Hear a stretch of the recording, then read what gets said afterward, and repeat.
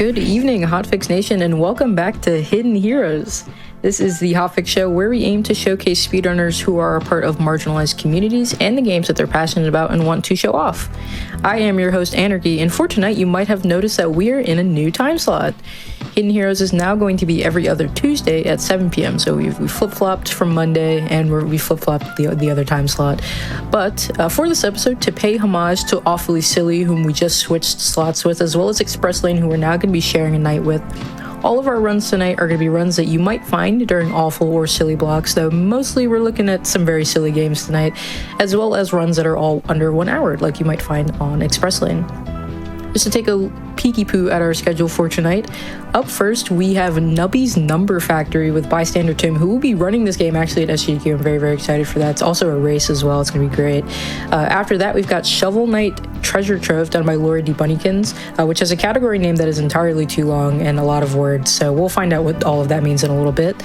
After that, we've got Completely Stretchy run by Wojo42. And then to end off our episode tonight, we've got Nessie Poo, who's going to be running Rush Cyberfunk with also a banger category combination that I'm very excited for you all to see.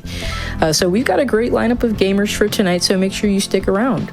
No shirt bit for tonight for this episode. I can't lie, I'm feeling a little under the weather tonight, but you know, we ball regardless. I'm here and I'm ready to have a good time. I hope you all love joy just like I love joy. But without further ado, who is up nubbing? Because I know I certainly am. Coming up first tonight, we've got Bystander Tim with Nubby's Number Factory, any % random seed. Good luck and nub it up. Thank you, Anarchy. Hi, everybody. My name is Bystander Tim. And like Anarchy just explained, I will be running Nubby's Number Factory along with my good buddy from Dark Hill, who will also be commentating tonight. Oh my god, hi, it's me. That's him.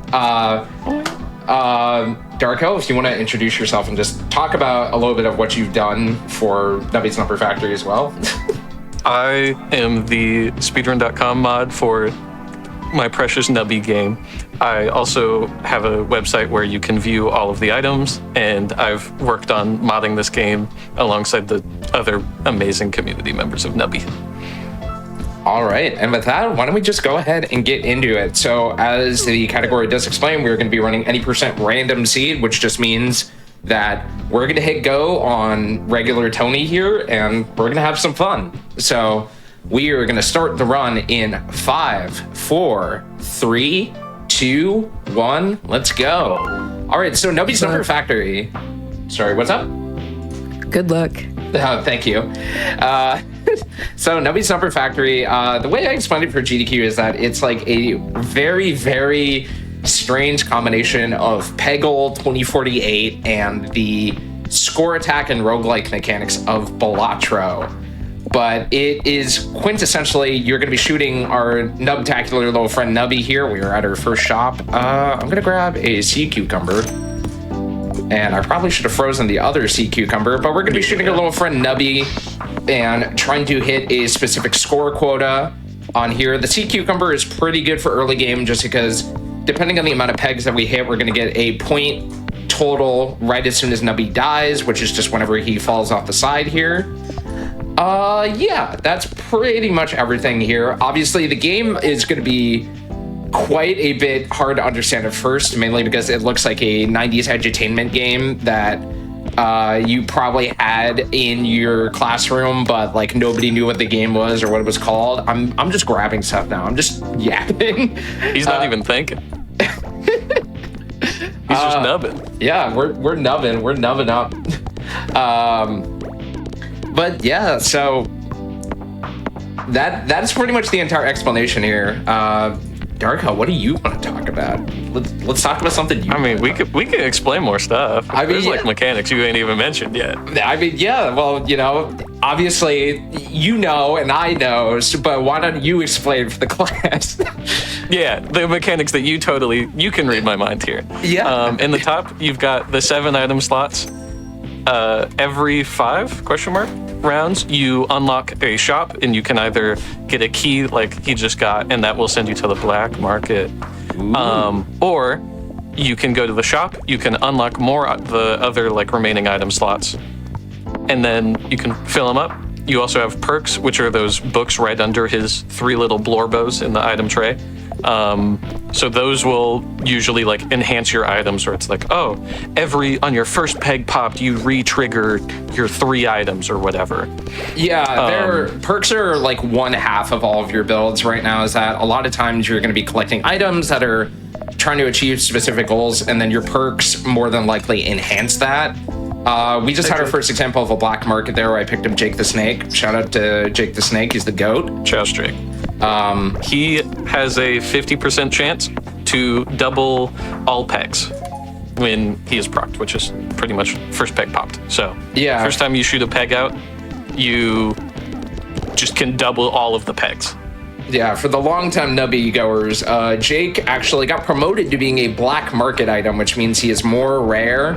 He used to be a regular item, which made him very, very strong for late game runs, just because he had the ability to be re-triggered, and suddenly re-triggering the ability to double all of your items became very easy to scale out of control. So as Darkhill talked about here, I'm gonna go ahead and buy the rest of my item slots here.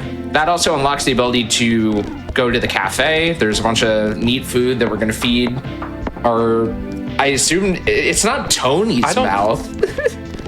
It's just a guy. There's just a remember mouth his in name. here. I think he has a name, but I don't remember it. Yeah, you just feed a guy in the cafe, and he's like, yeah, you fed me that noodle. I like that noodle. I'll give you a bonus. Charity perk. I guess we're gonna keep Poop Butt in slot 3 for charity. Yeah.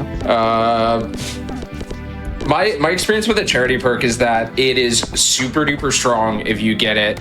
If you get an item that scales quickly.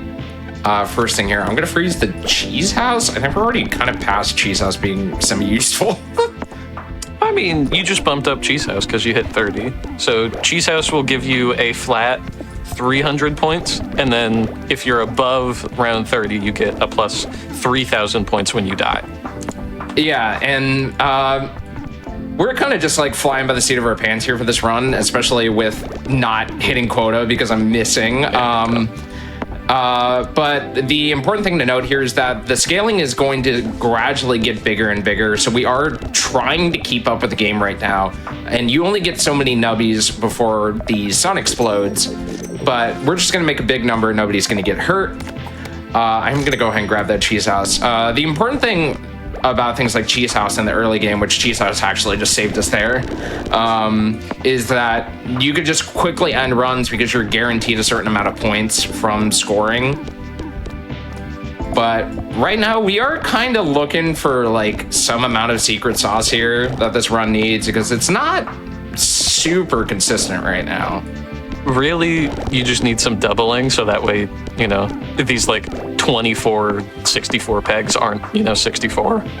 Yeah, I think we are due to... I think I'm going to get rid of the sea cucumber, honestly. Get rid of the sea cucumber and... Do you have anything proccing your having? Because do you... I have Dino. Your next thing is you probably want something that procs on having. That's true. And it's not the clapping seal. Thank you, Seal. Hi, buddy. Yeah, but yeah, there's quite a bit to this game from what it seems like on the surface, but this is actually like a very, very in-depth roguelike. And especially when you get fun things that like the shell-shocked boss fight here. We never really talked about bosses, huh? Yeah, you're kind of just running through them. Yeah, we're... Every 10 rounds, you get hit with a boss round where... Like that one was your first hit on this peg, one of those like star or like moon rock pegs, will end up just destroying that peg, which absolutely sucks if you roll it onto like your 16K peg, because all right, no worries. Try again. That's why we have a high estimate. Yeah. Go again. But yeah, yeah, that's the unfortunate thing about running a roguelike, especially when you just decide to shoot half your nubbies off the side. So, okay, we're fine. We're fine. We're okay. So we are just looking for a start. Hey, we can talk about Cheese House. There we go. Oh my God, Cheese House, my beloved. Yeah, so like I just said, work perfectly. Like the ability to just get 300 points on demand when our initial score is in the hundreds is just it's going to be more than plentiful enough to actually spin up our econ as well. So we're going to be able to spend some money real quickly as well. But we should hopefully be able to get set up a little bit quicker than the previous run. Charity perk. That actually might have been a bad. I don't know why I picked that up. I'm a believer. No worries. We're okay. I'm going to pick up the cactus as well. Yeah, that's good. That's good. The charity perk, when you, if you pass the round goal 2 or more times, it will force trigger all of your items, but you're going to lose 25% of your total points. So he's going to just need stuff to scale better and just have stuff that can just keep reprocking and giving him more points. Which at the same time is that, like, if we were just barely scooting by, which in theory the fastest run we would be doing that, it doesn't super matter here. I'm gonna try and go for the black market again. We're still kind of looking. Finger Puppet's a pretty decent pickup. Finger Puppet just gives you points every time you bounce off a wall, which scales decently as well. Again, these little numbers matter quite a bit more in the early game. When the late game rolls around, like when I died, we were in like the 30s, which is about in the 10,000s in terms of score. We need to get this man a pregnancy test ASAP. Yeah, and to make that statement not sound unhinged, pregnancy test. Explain this idiot. Pregnancy test is a black market item that essentially gives you an extra nubby here. We're gonna go ahead and go with Jake again. But two nubbies are obviously better than one, mainly just because, oh my god, this game is being mean. They hate you. It hates me so much. We're so back. We're so back. Yeah, no, the pregnancy test is it gives you an extra nubby when you immediately shoot out. Nubby, which gives you not only the ability to hit more pegs, but it also doubles up on your nubby bounces triggers. It doubles up on your nubby dies triggers too. So there's just a lot of benefit to having a pregnancy test with multiple items here. I've been saying that a while too, yeah. The benefits of a pregnancy test.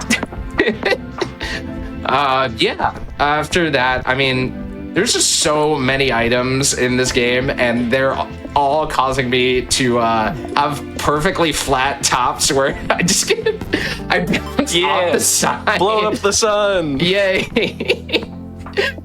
What a game, huh? So, as we talked about before, the main plot of Nubby's Number Factory, because Nubby's Number Factory has super intense lore, is that I'm too poor. Why am I trying to buy more items? Poor. Point and laugh. Get him. Is just that you're the factory manager, Tony, and you're working with Nubby in order to hit your specific score quota. And if you don't, the sun blows up. But don't worry, we're just going to make a big number. Nobody's going to get hurt. Yeah, you just got to make your numbers in your number factory, and you can see the precious supervisor Tony in the middle left there. We love Tony with the sick glasses. Yeah. All right, what am I really looking for? Oh, gonna hang on to that. There we go. Gonna grab asbestos. So that's a have. Asbestos benefits from having, it doesn't have. Foolish. He misremembered an item. Get him. Get him. Send his ass to jail. But yeah, so Darko, are you ready to lose at the race? I think I can win. Based off of your current playthrough, I think I can win. Yeah, well, if I just don't touch this game and I just let RNG luck take me, I think I got you. Well, yeah, I mean, I get carried. You get carried by the fact that me playing the game and practicing is going to go bad. Yeah, I just won't touch it, and I'll just be like, okay, this is my first time playing Nubby in a month. I just shoot the nubs out and I just win. And then Nubby, I think that'll work for me. And then Nubby is like, oh, my favorite guy's back. And then yeah, oh my god, he brought him back. He came back. Wow, look at that. Yeah, unfortunately, we're going to be retreading a lot of ground just because we need to get past the 30s again. and the game is being quite mean. Why did I Get him! Oh my god. Get him! Yeah, get him. Point and laugh at me. Misplay. Point and laugh. You can't even see, but I'm pointing at my monitor.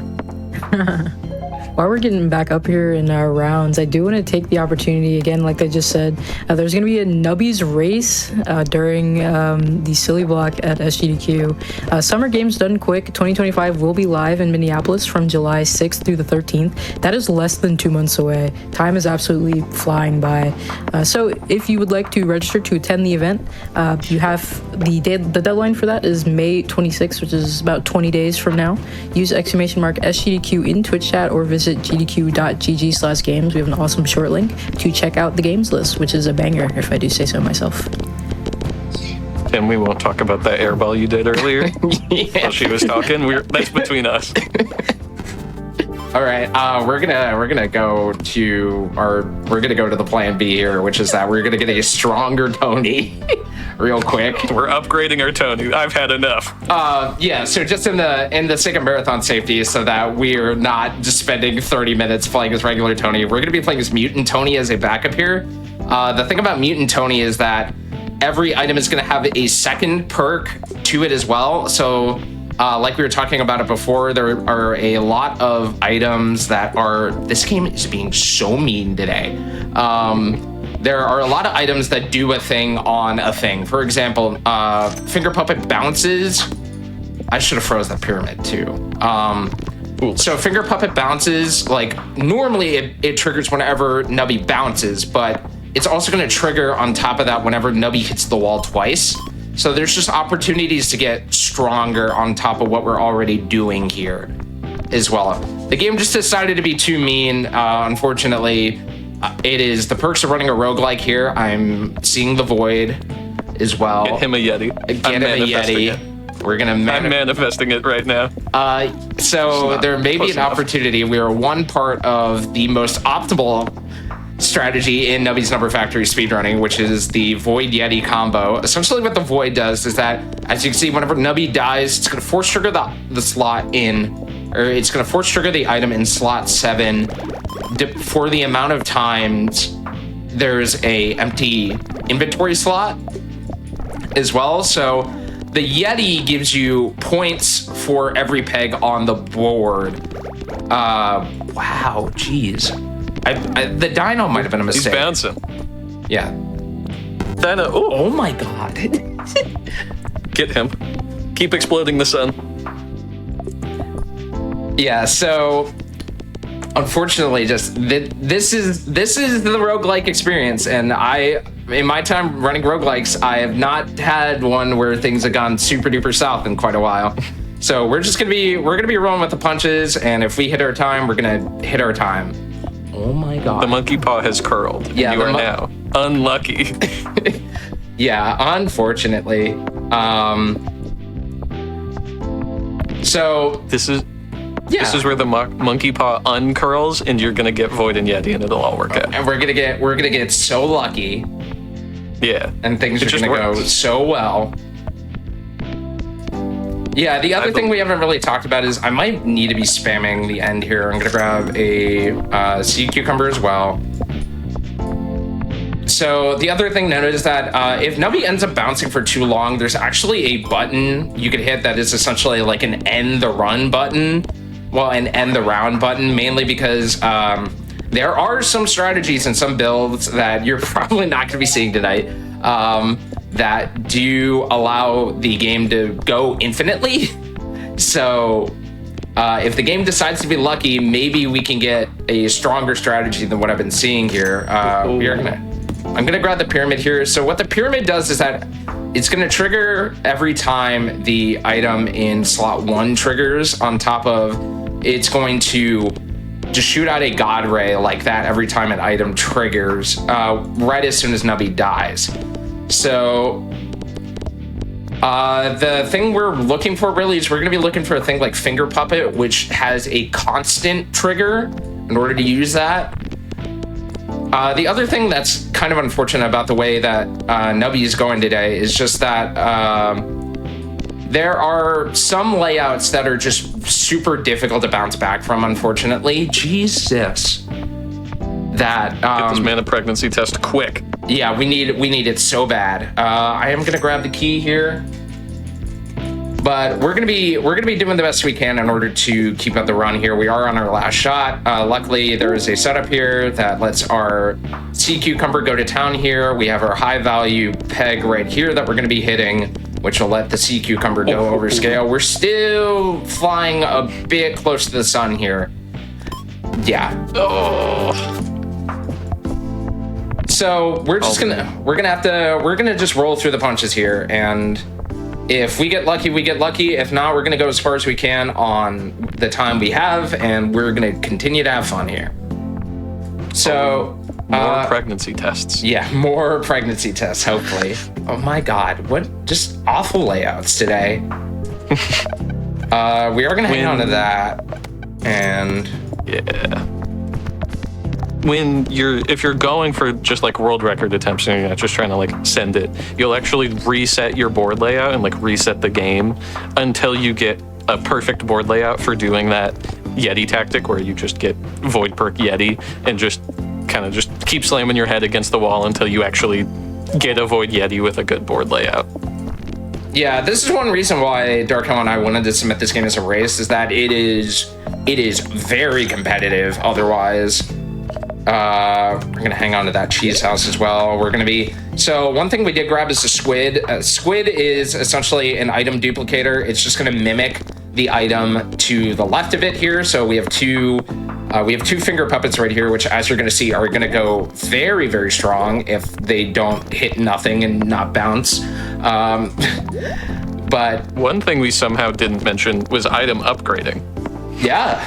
So if you get two of the same item, so like he got a finger puppet in the shop, he bought it, and then he had a second finger puppet in the same shop, you can actually just upgrade that first item, which usually like for finger puppet, it just makes it, instead of giving points equal to the times you've bounced, it gives points equal to the double of how many times you've bounced. So you bounce once, you get 2 points, you know? Yeah, so we're now doing 3x at this point. The thing about the squid is that, talking about item upgrades, is that the upgraded version is that it'll mimic an upgraded item rather than an unupgraded item, but the regular squid will just copy the regular version of it. We are coming up on a black market here, so we are going to be hoping for a item. I did a shot and nothing there. Question mark? Yeah, sometimes you can buffer a shot here. Do I want to mimic the fish? I think I do, because that'll give me, so what the fish does is that the fish will create 2 clones of the first peg it hits as well. So if we get lucky, there we go. It'll be able to mimic at least a high value peg as well, which will give us the opportunity to get more high scoring pegs on the board as well. Also, Mutant Tony does this every 2 seconds as well. We need to take advantage of that too. But we are back for the most part in business here. There we go. We just need more peg popping and better luck too. But come on, you'll get there one day, buddy. Figure it out, Nubby. I could cut the tension of the room with a knife. That. There we go. Yeah, we're cooking. Yeah. So actually, the flamethrower might be too much. Bye, buddy. You've served us poorly. So the issue with the flamethrower is that the flamethrower would be going too quickly and not give the ability for some of these pegs in order to copy as well. So right now our entire build is that we are bouncing and we are trying to keep Nubby on the board for as long as possible. That way we can score and immediately end the round. The important thing about that end button is that we do, for the most part, as long as Nubby keeps bouncing, we do control the pace of the run as well. Oh my God. Ooh. It's okay. I'm a believer. Everything is so tense right now. It gets very bad, and then we're okay, and we repeat. And then it's so bad. It's so over. We're so bad. Fish, brother. You gotta scooch that fish. Yeah, we do have to scooch that fish. I will take the chicken, which this might be an issue or it might not. We'll see with the chicken. I'm a believer. Yeah, the chicken should be fine. The chicken should be fine. Yeah, every half second. Oh, yeah. Get him. All right, Explode the sun again. No matter what, this is going to be the last run then. This became more of a showcase, but sometimes, again, that's how it rolls with roguelikes. Regardless, we are nubbing it up. Yeah, we are so nubbing. True. We're big nubbers. But yeah, the other thing to note is that there are a bunch of different characters that all play a little bit differently here. We've seen surprisingly 2 today, but there are other characters. We just talked about Baloney Tony, which is that all the perk item, I believe triggers and descriptions. We were literally just talking about this. It's just the triggers. So like if you have the like Yeti where it's like on first peg popped, that can be randomized to like every 2 seconds or whatever. Yeah. So that one is both, you can have the biggest highs and the biggest lows. Lowest lows. Which apparently, once again, today was the lowest lows. But we're still here. We're having fun. I need to actually... Yeah. Hi, Rock. The perk he has in his first slot will randomly put a random item into his first slot. So it can just be pretty much any shop item that will just get plopped in there. Hi, laser pointer again. The pants immediately proccing too is interesting. Yeah. Let's see. Oh, he gets this. Slot 1 is. I didn't realize. Mystery Box also force triggers. Yeah. Yeah, that's interesting. Otherwise, it's a little bit less, useful. Flamethrower. You're cooking. But yeah, Mystery Box tends to be really strong, especially in challenges like Phoebe Mode. Phoebe Mode is one of the 10 challenges that are currently in the game, which just eventually. The whole gimmick of that is that you can only have 1 item at a time, except it does not count the mystery box as well. So you can, in theory, have 2. You're just rolling the dice on a lot of what's there. All right, come on, mystery box. Or come on. Pregnancy. Get him. Did not get pregnancy test. Yeah, we do have a crazy straw here. A rare appearance of the crazy straw. You've been seeing them. You just haven't been taking them. You've been dogging on my man Crazy Straw. I mean, Crazy Straw scales pretty well. It's just kind of a matter of sometimes I'll have times where I spend with Crazy Straw where it just does not want to do anything. Like it will just immediately proc and then whiff 4 times. Man, I found the liminal space in between all of that for nothing. Oh my god. All right. Hole in none. Yeah. No, getting an air ball in Nubby feels like the worst thing ever sometimes. Hi, Goose. Honk. Speaking of honk, actually, and laser pointers famously go honk. All right.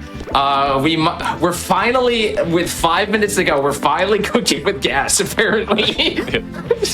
We finally have some sort of combination. What a surprise. The thing we're working with right now is that we have Dancing Dino and Laser Pointer. Laser Pointer is going to do a similar thing to like what the Pyramid does with the God Beam, except it'll happen every time we have a peg right now. Nubby also, there's the Yeti we were talking about. I am gonna freeze that as well. Yeah, so we are really cooking with gas right now. But, he's getting it now. The Dancing Dinosaur also occasionally have a peg right now, so we're gonna have a semi-consistent halve trigger. The Goose also works with halves, but like something is finally showing up right at the end because of course it is. It's all about the storytelling of it. Yeah, you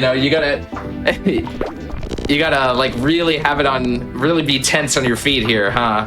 Yeah. I'm gonna grab that. I'm gonna save that.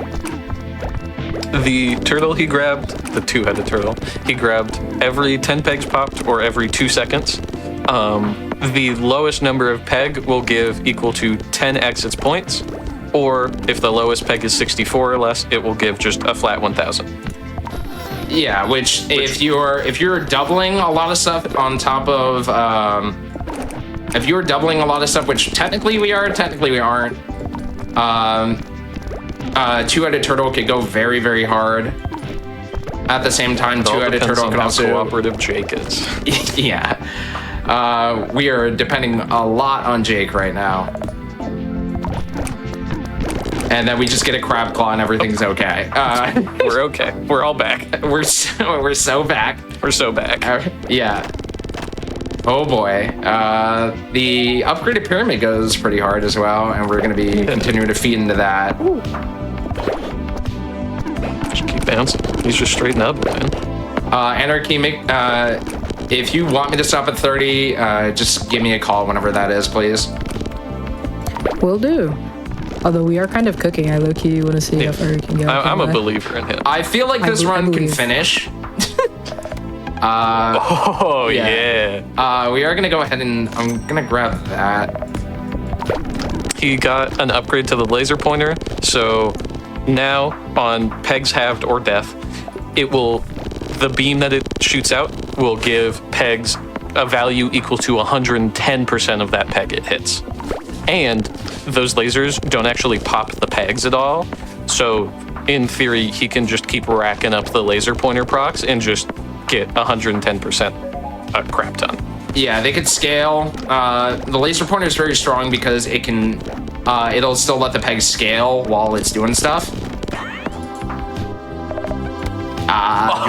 Hi, buddy. Yeah, I think I want that. Yeah, I want that. Yeah, so this is the Yeti. So as we talked about, there is a perk called Void, which essentially, like, the most optimal strat in speedrunning, Nubby's number factory, is that you get a Void, every peg will get points equal to 15% of its number. With the Void perk, if you have just only items, or if you have only a Yeti in slot 7, it'll trigger 12 times. So it'll just pretty much always go here. Yeah. As long as you get Void and Yeti, you can just beat the game. There we go. He's bouncing. Yeah, I need to remember to hit the button. We're gonna grab a black market here. If I get a pregnancy test, I'm gonna swap it out I'm gonna swap out the turtle. After that, yeah. Pretty much everything else is here. Come on. It didn't hit the,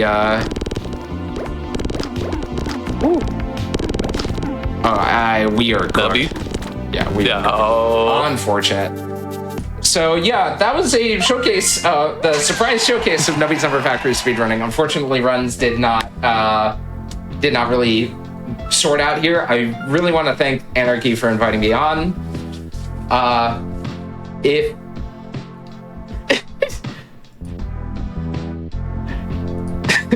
I got a message on Steam from Tony talking about all the suns that have blown up today. But you guys have blown them suns up, man. I want to thank you for having me on, Anarchy. It's always a blast to showcase games on Hotfix as well.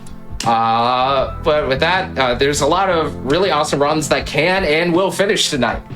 So let's stay for that. Before you go, where can the people find you?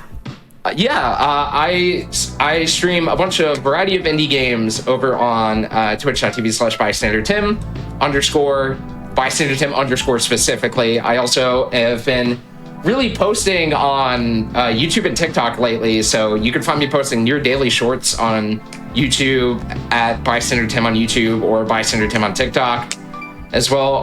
Dark Hill, feel free to plug here as well for you. I'm from Dark Hill, like everywhere. That's about it. Yeah. I don't do much. But that's all for us. Once again, thank you so much for having us on.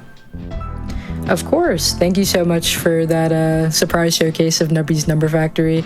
Nubby giveth and Nubby also taketh. But with that, we are going to take a quick wellness break now. So make sure you hydrate, use the restroom, stretch, get a sweet treat, do all that fun stuff. And we will be back soon with more Hidden Heroes. Good evening, Hotfix Nation, and welcome back to Hidden Heroes. Once again, this is the Hotfix show where we aim to showcase speedrunners who are part of marginalized or otherwise underrepresented communities in speedrunning and the games that they're passionate about and that they want to show off. Again, I am your host, Anarchy, and again, you also, there's a lot of agains happening. We're doing this intro like all over again. Once again, we're in a new time slot. Hidden Heroes is going to be every other Tuesday at 7 p.m. now. If you'd like to see any other things that are going on with the schedule, make sure you go to gamesdonequick.com/hotfix to check out the season's lineup and check out the schedule for an in-depth look at this week's runs. And speaking of runs that are upcoming, we've got a mouthful. We've got Shovel Knight Treasure Trove, Plague Knight God Mode, all green coins. That is a lot of words. But we've got the GOAT here, Lori D. Bunnykins. Lori, take it away and good luck. Have fun. All right. Hello, everybody. Welcome to Shovel Knight Treasure Trove, Plague Knight God Mode, all green points. It's the category where we play Shovel Knight Treasure Trove as Plague Knight in God Mode and get all green points. My name is Lordy Bunnykins. I ran Shovel Knight a while ago, and somehow this is the category I'm the best at. It's a lot of fun, though. It's pretty funny. I'm here with Limey, who is another God Mode enjoyer. I love categories that are just like essays, actually. Yeah. And I don't remember the cheat code you put in to get God Mode, but I have a save file of it that I copied, so I'm good to go. So time is just going to start as soon as I click yes to choose this profile, and that's going to be in 3, 2, 1, go. Good luck. Good luck. So Shovel Knight Plague of Shadows is a campaign in Shovel Knight where you can play as a different character, in this case Plague Knight. And Plague Knight has this move, it's called a burst, and you go. Usually it's not this fast, but because this is God Mode, it's usually not this everything fast. is just amplified. Yes. And We are just going. move. Yeah, everything is amplified. It's a good way to put it. So something that's really imperative to both normal Plague Knight and God Mode Plague Knight is burst canceling. This burst that we're doing uses the same button as our standard attack, which is throwing a bomb.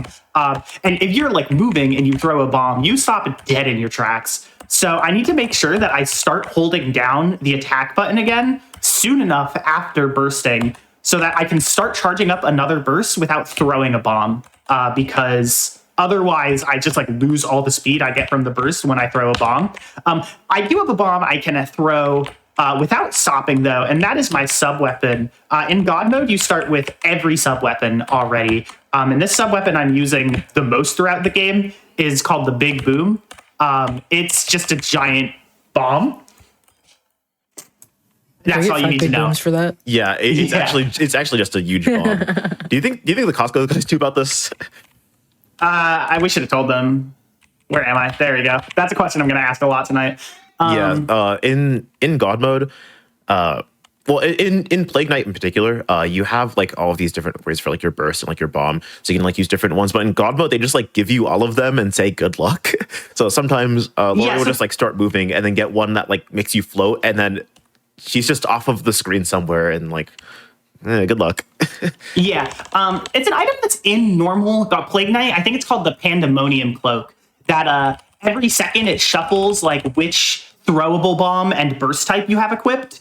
That Plague Knight just gives you, which makes it probably the funniest God Mode. That was Black Knight, by the way. We threw explosives at him and he died. And that's what every boss fight's going to be like. I'm going to press my sub-weapon button and it will end. Being God Mode, we don't really have a lot of fight strategies. That fight is actually kind of cool in like standard Plague of Shadows. There's like a stun lock you can do, but like we don't need to worry about that. I don't know Oxidome, but don't like most of the characters have like stun locks on like Black Knight? I know at least 2 of them do because I ran 2 of them. I know at least 3 of them do. Okay. Yeah. So this is the home base here. There are coins here. Let's get them. Yeah, there's only a few. For the most part, levels are going to have 30 coins ish. That's gonna have a lot more than just like sub areas. So standard levels are gonna have 30 coins. There are these like bonus levels that have 20, and then that town has 4, and we're gonna go to another one later that has 6. So this is our first major night stage. This is Pridemore Keep, home of King Knight. Night stage KNI, not NIG, like HD, like. Yeah. They're knights, like when the table Knight, is like, round, etc. Yeah. The only thing to note for King Knight stage, like super heavy going forward, is that there's this path here that is indicated by a green coin. These are the green coin paths, and they're exclusive to Plague Knight. In Shovel Knight, each stage has like a hidden area where you can buy like a relic, which is a sub. Is there a coin there? Hold on, I'm hallucinating. No, okay. That's true. Each stage has like a hidden area where you can buy a sub weapon. In Plague, there are 2 of those now. There's the sub weapon area from Shovel Knight, and also a different path where you can go find like the sub weapon that Shovel Knight would use, so that when you get to where the sub weapon normally is, you can trade it in for free to get a Plague Knight sub weapon. We start with all of them, so we don't need them, but those paths are usually denoted by a green coin and have a lot of them.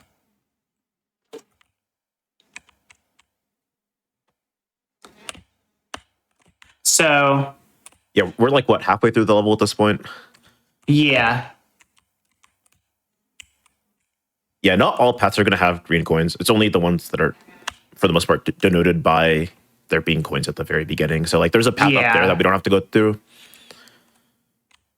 A lot of the routing is making sure we can go fast and not missing coins, because the less we slow down, the better, usually. Mm-hmm.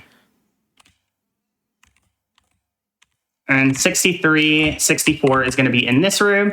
And then we're going to get into the King Knight fight here. Real quick, chat, I do want to let you know that we are aware of the audio issues. And after the stage, we're going to take a quick break to get it fixed for you all. Oh, is that happening? Oh, it is happening again. Yeah, so this game, I don't know why. For some reason, since I've come back to it for practicing for this hotfix, I've been having a lot of issues with OBS, like, wanting to capture its audio. So it just, like, doesn't work sometimes, yeah. It's just so mean to me. It should be a very quick fix. So we can take a minute here and do that, yeah. Okay, we'll do a quick little pause here, and we'll get that all fixed for you.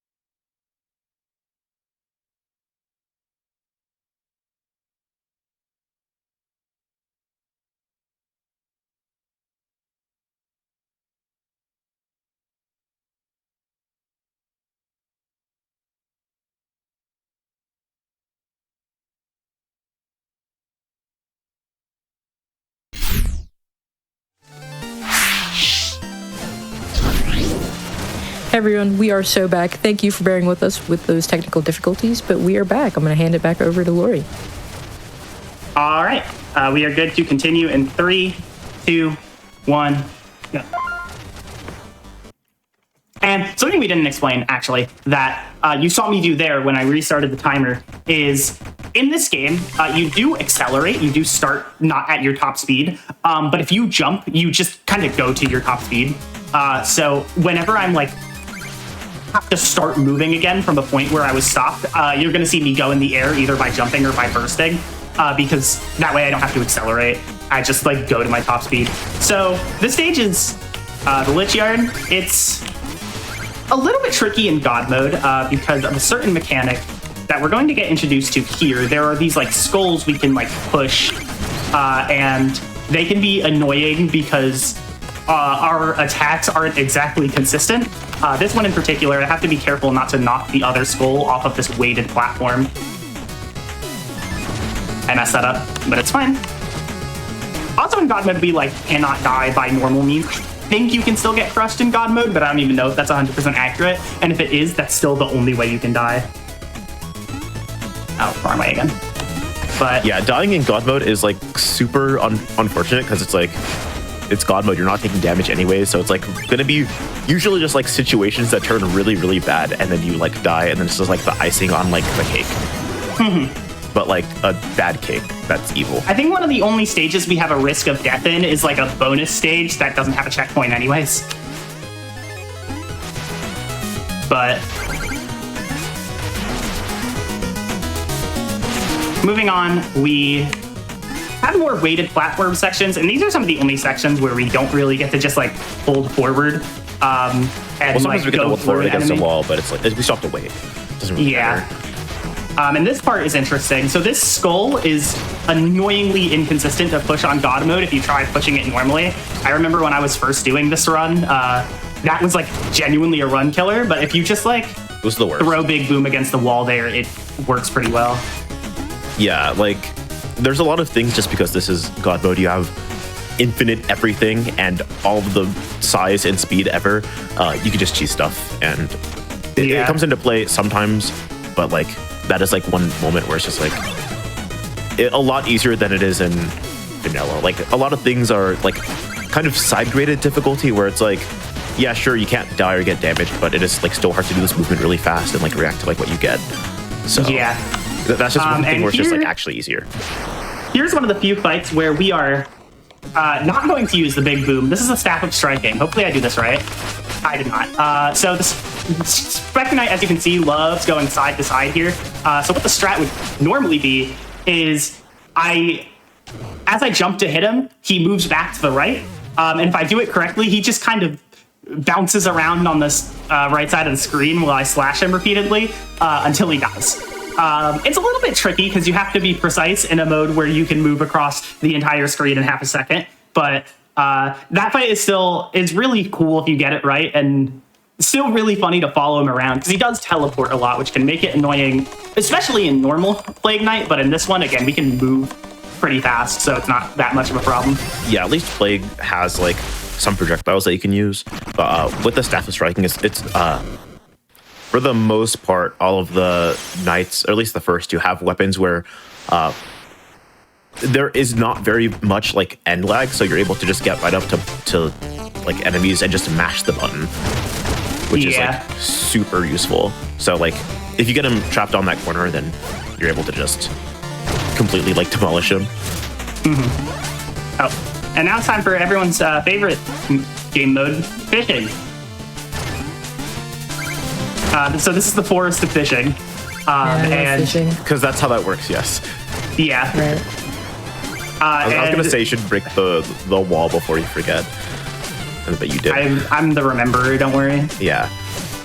But yeah, no. So the fishing here is this like fish bomb, and it introduces a mechanic, which is that you can treasure hunt like with these fish. If you see like sparkling in a pit, you can drop like a fish into it, and a treasure will show up. Outside of this level, there are never green coins in those pits. So this is the only time you're going to see the fish because it's required. And with this fish, we're done fishing forever.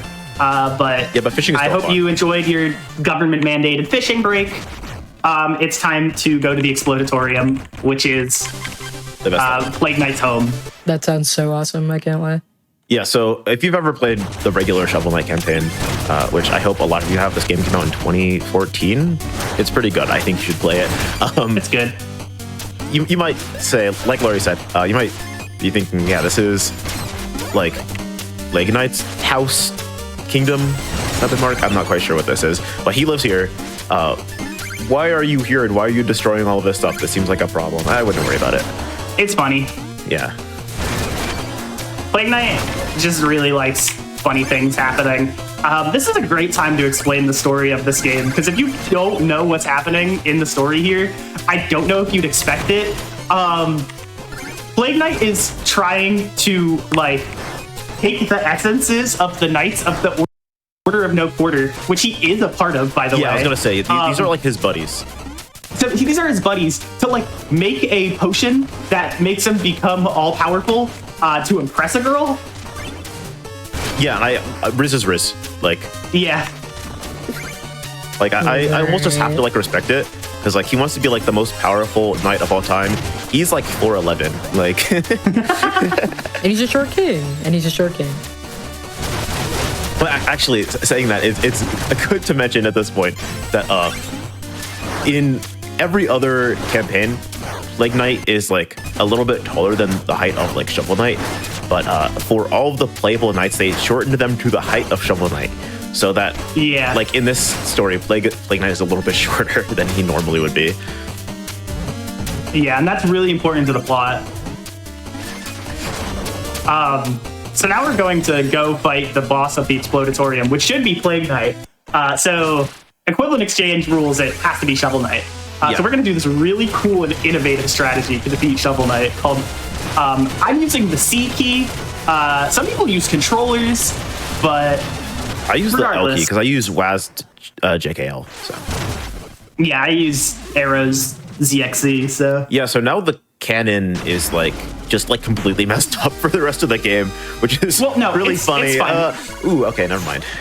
He cheated. Yeah, so we beat Shovel Knight. We try to steal his essence. He sneaks up on us and takes it back. And then at one of the campfire intermissions from Shovel Knight's story, we just sneak up and like take it from his bag. We're so bad. See, there it is. We have it. Now we're coming into Iron Whale, which is a stage that I have to think a little bit in. So that's unfortunate because that's like the opposite of why I'm playing this category. So the reason Iron Whale is really cool, in my opinion, in both standard Plague and God mode runs, but also the reason we have to think is because of how water works in this game. As you can probably tell, water makes us fall really slowly. And there are several parts of the stage where we need to go downwards. So a lot of the early part of the stage is kind of managing your height so that you can like make it over the like platforms and pits that you need to, but you're not going so high all the time that you just like have to wait 3 seconds to go anywhere. Yeah, Lori has to be super intentional with her movement through here. There's also these like bubble tiles that you'll see where the gimmick of them is you have to stand on them and then they start to disappear. But if you hit them with a bomb from far away, then they'll start to disappear from getting hit by the bomb first, which will make them disappear a little bit faster, which is a bit of like a small time save for a category like this. Yeah. And now we have an auto scroller. This is a really fun time to demonstrate that we cannot die.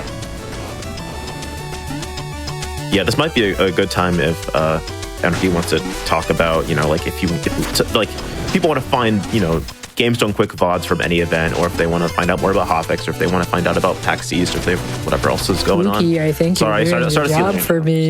Sorry.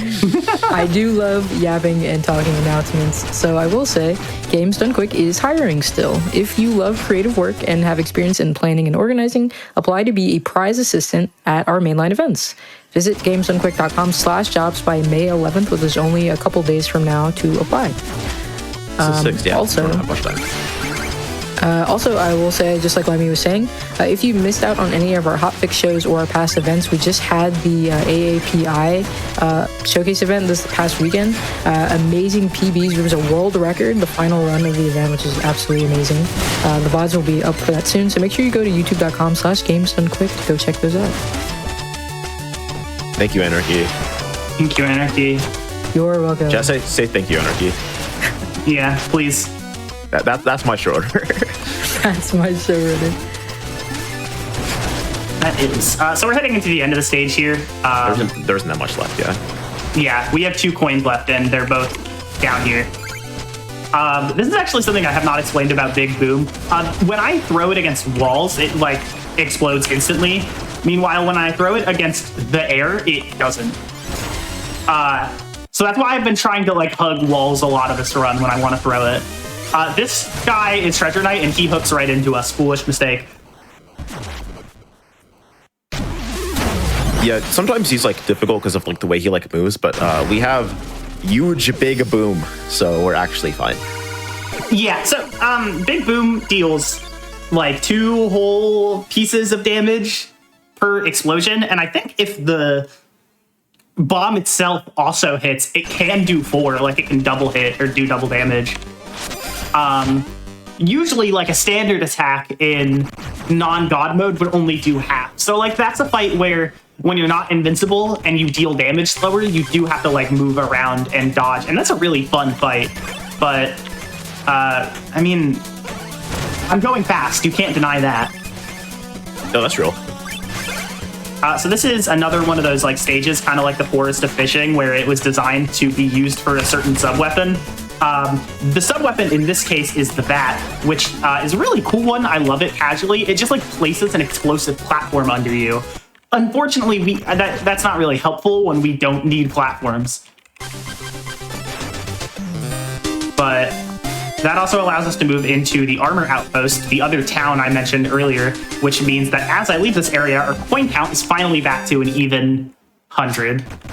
Those are like the easiest like six coins to like get in an entire game, I think. Yeah. It's like just jumping and holding right. So yeah, now it's time for Lost City. Oh wow, we're so locked in. We're so locked in. This is a stage that's usually based around like tricky lava pits and these like semi-auto scrollers with these like beetles moving around. Okay.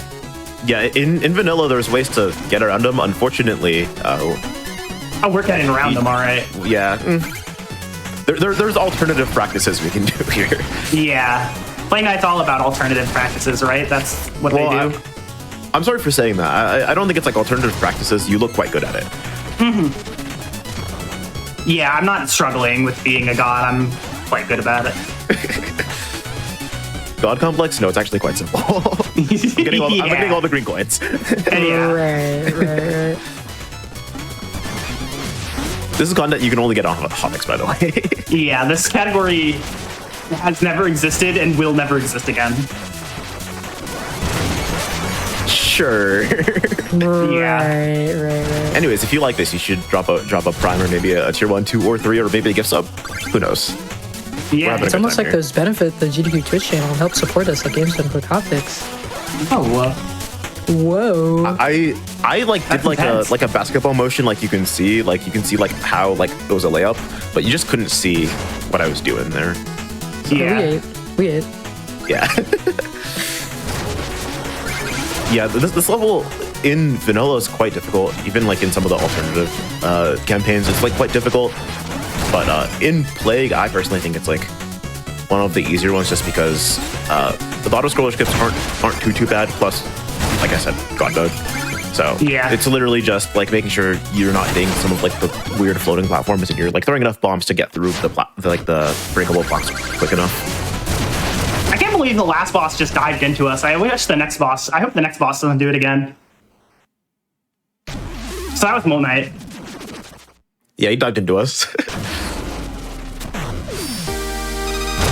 Yeah, so after like Shovel Knight being a boss, it's nice to have just 2 that dive into us, and then the other ones won't be too bad, right, Shirley? One of them's funny for a reason we'll talk about. Yeah, things are fine otherwise, though. So now Mona's gonna have the lever pretend to be stuck because she's trying to trick us into dancing with her. It don't work because of the horse. You saw it again. Forgot about that scene.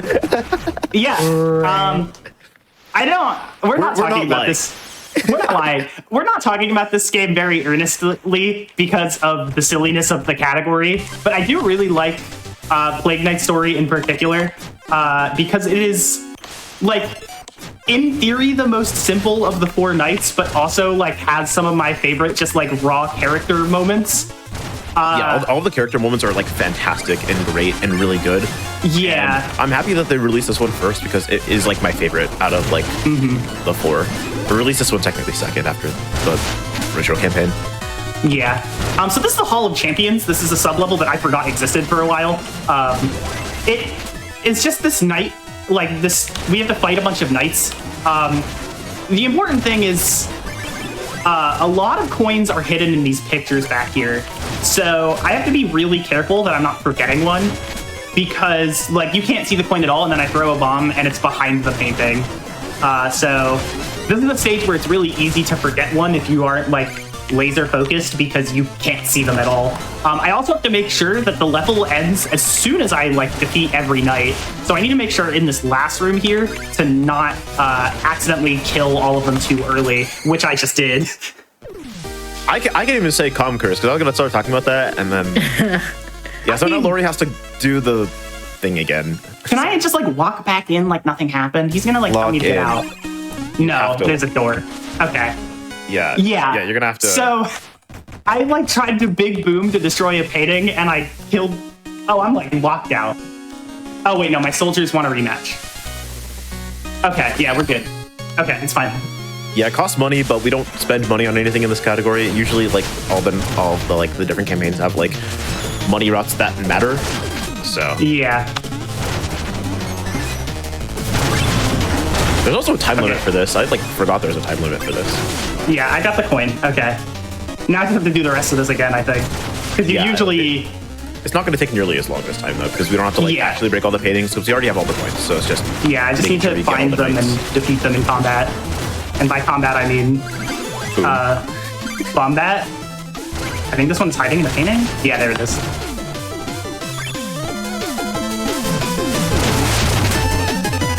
Also, formally apologizing to GDQ staff for the bitrate that's going on, probably. Oh, it'll get worse during tower, don't worry. What? Oh, right, the room right here. Yeah, I was gonna say, like, you just go down. I know about this game. There we go. You are a knower. As you know what's so funny? Is I commented on the thing that was like, I have to make sure to not kill all the enemies early. I've never done that before. I've done it before. So I haven't in this category. It haunts me in my speedrun nightmares. I like joked about it as a thing that can happen, but usually doesn't. And look what happened to me. Let this be a lesson to all fledgling speedrunners: never be funny. So you this is said that while ship. being funny, curious. Cursing. Lesson number 2. Say what I do, not what I do. Wait, hold on. Hold on. This level is pretty difficult. It's an ice level where we already go really fast, so sometimes Lori's gonna have to like intentionally jump to like turn around, or it's gonna be like pretty difficult because like characters can like skid on the ice. Also, the enemy placements are rude sometimes. We also have to wait a little bit here. You don't usually have to do that. We get some nice time to relax, sit with friends. You know, happy holidays, everybody. I don't know what holiday it is. It is my dog's birthday today. It is. Happy Carlos. Happy birthday, Carlos. Wish Carlos Happy happy well, birthday now. I didn't know dogs could get that old. I did. This is a joke. I work with dogs. Please don't take that seriously. Chat, say happy birthday, Carlos. It is very important. This is so important to this run. Yeah. I'm sure that Lori would be fine holding the stream hostage, not calling time, going over estimates, so her dog can get all of the best birthday boy wishes. If I go over estimate, my dog is actually disowning me. Oh, okay, Right, my bad. Right. They're not according to that. Right. Is this the room I think it is? Yes. Okay, so you remember I said I love that like exploding platform sub-weapon that isn't useful? Watch this. Boom. It's useful for one room. That does happen, yeah. I think you can technically do it without it, but there's like no whimsy in that. Yeah. And it also makes it a lot easier, so that's like actually good. Yeah, it's just actually more fun. There's a lot of birthday wishes for Carlos. Okay, we're Thank you. Run. It's okay. Oh yeah. Also, there's Polar Knight. He runs at us, and when we fight Propeller Knight, he will also run at us. It's not Spoilers. pointing, so at least they're learning. So yeah, this is why he like threw snowballs first. You know. Oh yeah, he was trying to like stall you out. He's trying to like back you in the corner. Yeah. Yeah. Do you think Polar Knight can do Shine Back Air? Do you think like Polar Knight could do like Ultimate Roy like Jer? You're speaking. Yes, to me right actually. For So context, there's the Shovel Knight Showdown is a thing that exists. Yes, it is. I can play as Polar Knight right now. I don't want to, but I can. So He's a bit too big for my liking. This is a rematch with Black Knight. He runs at us. He has more health that time. Oh, yeah. There's not even like victory music. That's like kind of sad. Yeah. I wonder if there's something that happened in the story, but at least we're going to see our good friend and crush Mona. Yeah. I Yeah. miss Mona. It's been a minute since we've seen her. Peter, the horse is here. Whoa! Jump scare. Ina. Oh, Wes is here. I want you to know, in the green room, we were talking about that bit, and I was like, I know Anarchy would be so locked into that, and she would be like that, Peter. And then you did it. So... Yeah, so this is Shivering Sprint. It usually is supposed to teach us about, like, the Sprint Potion, which is a sub-weapon that makes you run fast at the, like, cost of, like, being harder to control. Okay. We can already run pretty fast. I do think it does make you faster in God mode, but if this is already hard to control, heck no. Yeah, I remember some people had like some setups where they would use it, but it just like the game became worse and harder. So most people who play this category don't do that, actually. It's really cool if you like want to try super optimizing this category, but I feel like I do feel the need to mention that you probably played this game. It's Shovel Knight. If not, you should play it. And if you have but never thought about running it, you should think about that too. It's hard, but it's very rewarding. Every night has like very different runs, and they're all interesting in their own way. So like, I think if you like running 2D platformers, which I would say a lot of people do, at least one of these nights is for you in some way. And that can even change with time. When I started this game, I was a huge Plague Knight fan, and then like for a couple, like a year or so, I switched over to playing mostly Spectre. But like nowadays, I play Plague more again. Yeah, I'm a real one because I've always been like a Plague enjoyer. Plague has always been my favorite. If there was like a 2D platformer that like was only just Plague Knight, I would spend like $50 on it. Like, yeah. And like this game's like 25, so I don't know. It like, has more than just Plague. Like, yeah.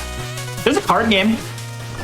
I think there's a speedrun category where you play it. I'm pretty sure there's a category for like doing the like maxing the card game. Yeah. And then also, if you're like old, you can like play Shovel Knight, I guess. Yeah. I love Shovel Knight. This is supposed to be an auto-scroller, unfortunately. Yeah, the funny thing about auto-scrollers is unless they're actually fully true auto-scrollers, we don't care. And of course, there would never be an auto-scroller in this stage, now would there? Never, ever. No. Never. I know so much about this game, and I know that I would... what? You want to know a fun fact about God mode? What? Usually there is a limit to how many bombs can be on screen. God mode does not have that, so we can start hovering. Oh, yeah. This is just like up to your imagination and like APM, and you can just like go up a little bit too, if you go fast enough. I thought you were gonna like get crushed there when it was over. No, I'm fine. Okay. Nothing bad ever happens to me. Right. right. Yeah, so we're almost done with the auto-scroller. Yeah, we are. This is the end of the vanilla, it just feels like it takes so long, but it takes the same amount of time in this, but it just like feels better. Has better vibes. Yeah. So this is Tinker Knight. Yeah, so like it's just like a little guy. Why would he like he like would not ever be a problem. What's happening? He broke the floor. So that's Tinker Knight. And that's its huge back. So the thing to his left is actually a platform we're supposed to stand on, so it has collision. So I'm gonna try and set up if I can like jump ever like that. There we go. That way when he like moves to the right, since we're on the right side of that platform, we get pushed with it and we can keep slashing him. Yeah, at least his mech didn't run at us. I didn't know that this was like a surprise Gundam game. It ran away from us. Yeah, like they're learning, and then Propeller Knight won't learn, but it's okay. It's okay. Yeah.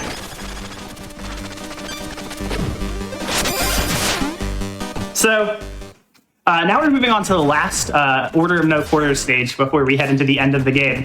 And of course, it's the worst one. This is Flying Machine. So Flying Machine is notorious in pretty much every campaign of this game, both casually and in runs, for being like a great arbiter of evil, and I'm not inclined to disagree.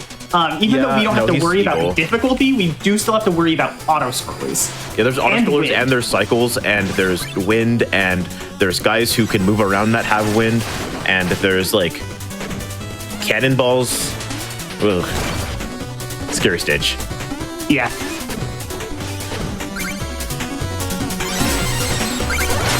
Ooh, good spin. Yeah, so this like area does have like cycling wind that pushes us back and forth, and even with how fast we move in God mode, we are affected by that wind, so that can slow us down.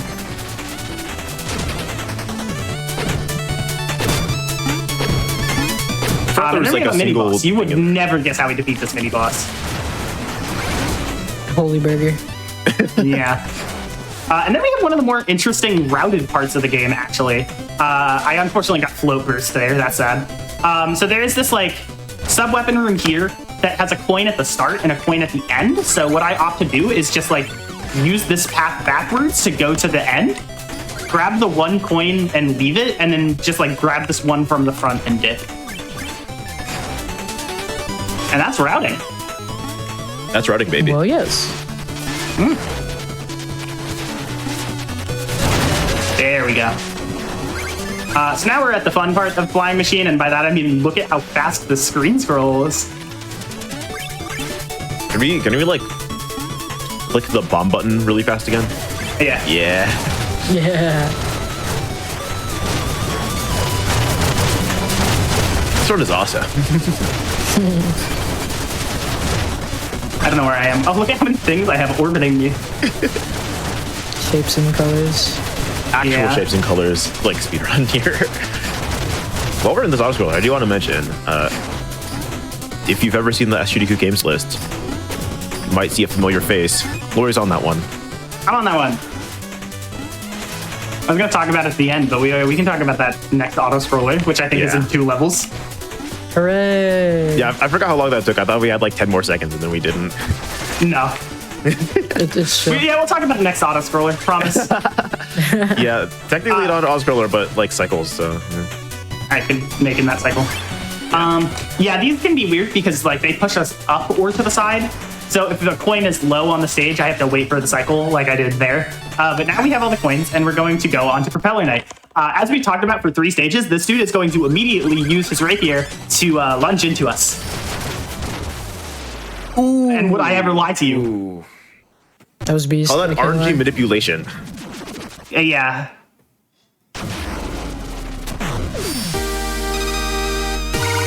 Yeah, he stood no chance. Never stood a chance. We could have had Propeller Knight. We could have. We could have. He would have like dived around like a fool. Would have been so cool. Oh, I forgot about the horse. That scared me. So now we have all 8 essences, which means we can make our super cool potion, but it's gonna suck a little bit still. Yeah, like Leg Knight is like good at like chemistry and alchemy or whatever, but sometimes he's like a bit of like a dingus. Right. I mean, I think the potion is cool. It just needs a little bit more. So we're gonna go to like our boss, aka the big bad evil of every campaign, and get their essence because it's funny. Well, it's not that it's funny. It's that it's going beast mode. It's going beast mode. So if the bombs haven't destroyed the bit rate, this stage's background will.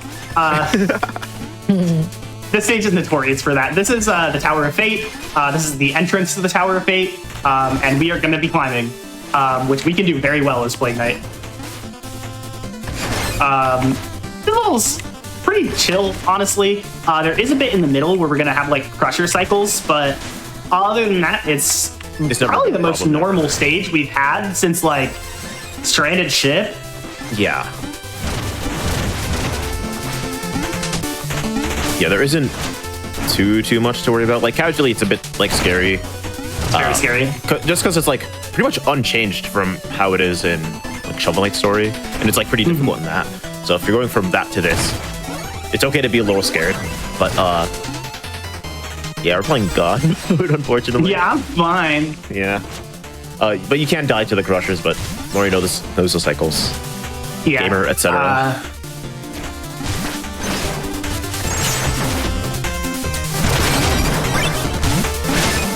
Someone in the chat saying, "Oh, good heavens!" Oh, good heavens! Yeah, that's how I feel. Yeah, this end of the level is not like too involved either. It's like all dark, but you can see where all the coins are. Yeah, there's only one coin back in Spectre Knight stage where like you kind of have to know where it is because there's no background element to help you against the shadows of the dark room. But Black Knight's back. He's gonna like teleport at some point during this fight. Never mind. No, sometimes he does. Yeah, if he feels like it, he does. But I went beast mode. Yeah. God mode, beast mode, Plague Knight, all green coins. I love his little dancey dance. Yeah, his dance is like kind of awesome. And then like Mona asked him to dance, and then he like locks in like super hard. Yeah. like he's like a silly whimsical lad, but yeah, dude. Yeah. So this is the last stage with coins. I thought someone would have more to say. No, yeah, this is the last stage with coins, like Lori said. This is a regular stage. All regular stages have 30. You can do the math. I'm not gonna say it. Yeah. I like numbers. Oh, Numbers, like from the factory. Ooh, yeah. It's like a crossover episode or whatever. Right. Like the first game and the second game crossing over, it's like awfully silly, and Hidden Heroes crossing over. Yeah, right. You're like, you thought about this really smart showrunner. I did. I like locked in. Like, yeah. This game has a number of coins in it, like the numbers in the factory. Like the number factory, exactly. And the next game, completely Stretchy, has done a number on my psyche. Right. And then, so this is an auto-scroller. Rush Cyberfunk has numbers, I think. Yeah. Has 26 photo pictures. Yeah. Has 26 photo pictures. Yeah. So this last auto-scroller, we can talk about something we mentioned during the last auto-scroller. If you enjoy me, I am going to be on the Summer Games Done Quick 2025 games list, which is out now. You can see all the really cool runs we have. It's a really cool games list. I'm going to be running Donkey Kong Jungle Beat as a bonus game, which, yes, that is the game that uses the DK bongos, and yes, I will be using them as well. I have the pair that I got back in like 2005. It's a really cool run. It has a lot more different strats than this game, for sure, I will say. So if you guys, if that sounds entertaining for you, make sure to check it out when the time comes. I am so excited for it. But for now, the runner couch combo might be a little familiar. Yeah. Right. The person commentating right now might also be playing Quake at Summer Games Done Quick 2025. I plugged myself during AAPI. Just go to youtube.com/gamesdonequick, watch the pod. You'll see my plug. So true. Ooh, there's a boss rush. Yeah, there's a boss rush. So we have all 420 coins. That's it. That's all the coins in the game. That's the bit. We did it. Yay, numbers. I don't think the factory can calculate numbers this high. I'll say it. I don't know. There were some pretty high numbers in that run. I didn't know it was happening. Like 6? I don't know. I didn't see it. Maybe 7. 128. I can't even count that high. It's gonna take me a while.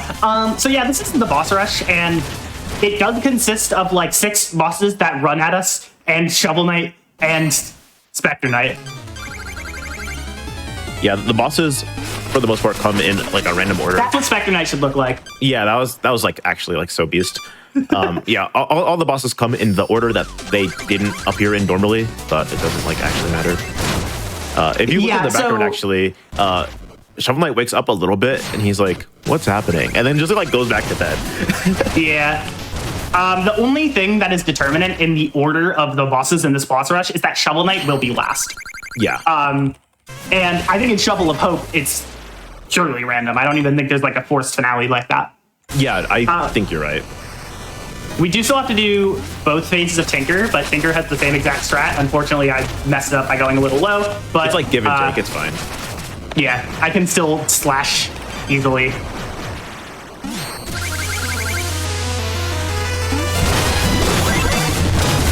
This guy's cheating. Iframes? This Like guy really? is cheating. All right, good job, team. Yay, we did it. Yeah, and we wouldn't fall for the same trick twice. Oh, Aw, okay. dang it.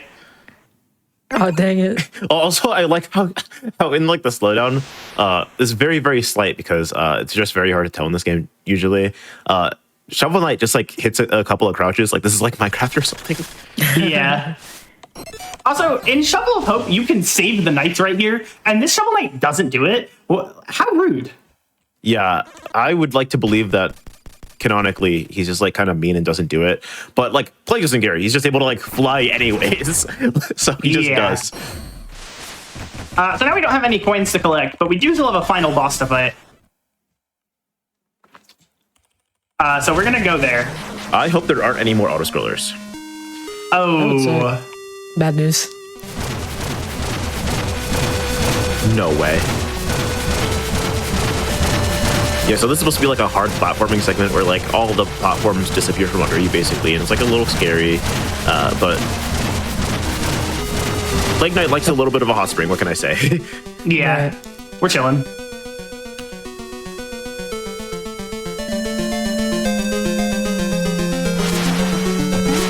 This isn't an auto-scroller, but it's supposed to be a little scary if you've never like played this segment before, because like the platforms are supposed to appear under you, and like that's supposed to be all the warning you get. But I would be scared. we didn't even touch the platforms really, so Yeah, this is a fight where you have to be careful because if you slow the platforms too much, you fall in a pit. Oh dear. oh dear. Oh my heavens. Oh No, my good goodness. heavens. Oh look, there's the essence. We did it, guys. Oh, it's that shrimp bowl, yeah. Yeah. So, God, all I'm saying is if I like ate this, my tummy would hurt so bad. But they look so delicious. Dude, this is I really hope everyone enjoyed this PowerPoint presentation on how Baja Blast is made. Yummer. this would be so good as like a bath bomb. Yeah. Right. Hold on, my keyboard's unplugged. Give me a sec. Okay, yeah, this will be fine. Yeah. We're invincible, right? It's fine. Yeah. Okay, so I've never seen a USB-C cable before. Dude, your keyboard uses USB-C? Yeah. Mine's on PS2 still. Oh. Well, see, I'm trading out. I have that one that's like, it's a GameCube controller, and that's what I usually use. but I decided to switch like things the up for PSO this run. controller. Yeah. Oh, do you like play Melee? Because like I saw that you can like play 2 players with one of those where it's like you saw that? It was like Melee. I don't think I've heard of that game. Oh, the guy died. That's good. Okay. Okay, right. Okay. Yeah. Right. Is it plugged back in? Are you good? Yeah, we're good. Time is good. when the next boss dies. And by the next one, I mean this one. Oh, hey. So this is Like the that was corrupted locked essence. in. This is our potion. It messed up. I'm gonna throw the bomb at it that I've been throwing at everything else in the game, and that's time.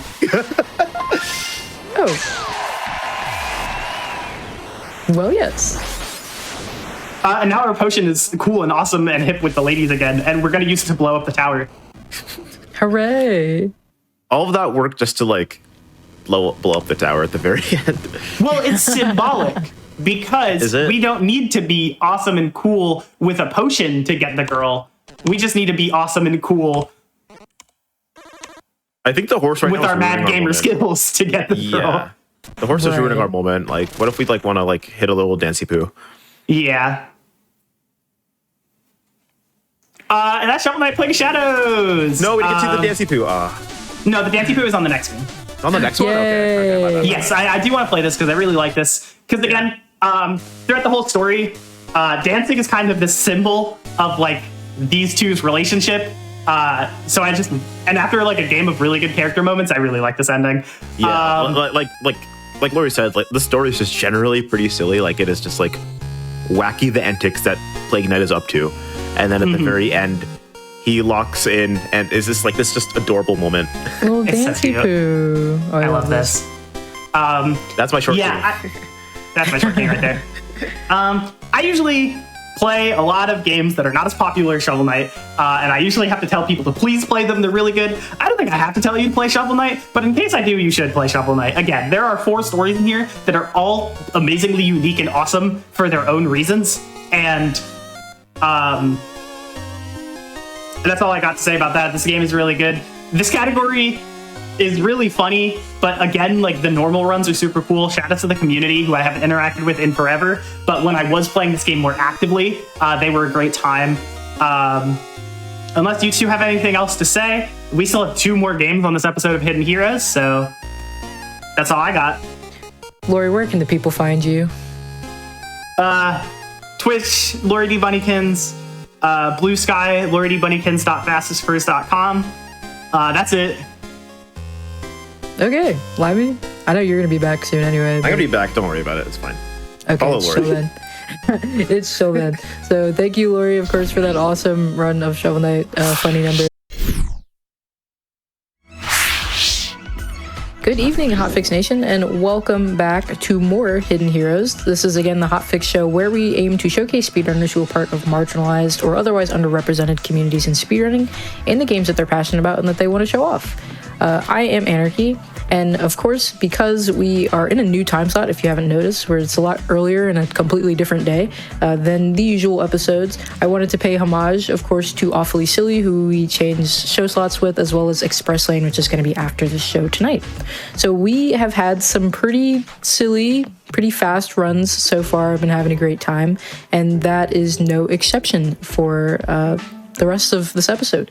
Before we get into it though, make sure you join the official GDQ Discord and add the Hotfix role. It's called the Hotfix Enjoyer role, which is awesome, where you can keep up tabs on upcoming events, talk with staff, and more.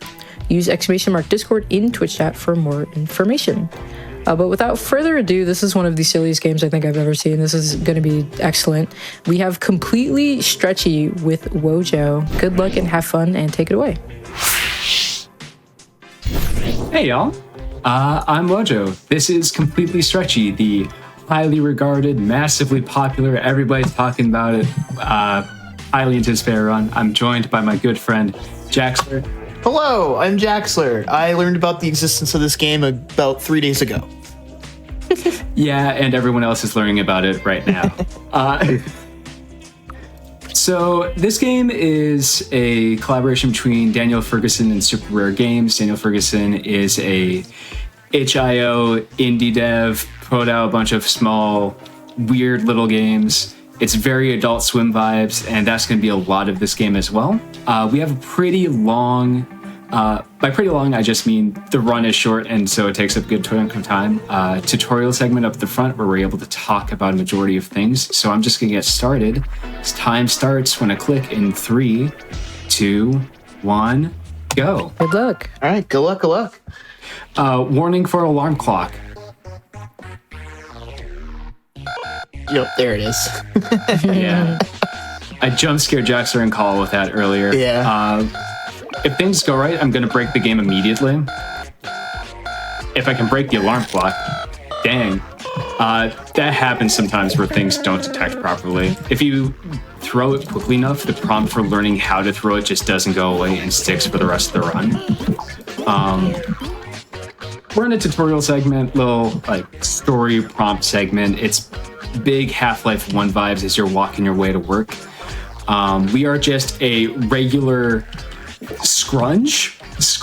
I don't know what the actual names for these guys are, but they populate the island. Like I said, it's very Adult Swim vibes for the environment in this game. We are a traditional human-ish form at the moment. That might change. We'll see. Don't worry We'll about see. Oh, hello there. Oh, hey. He's just having a nap. Right.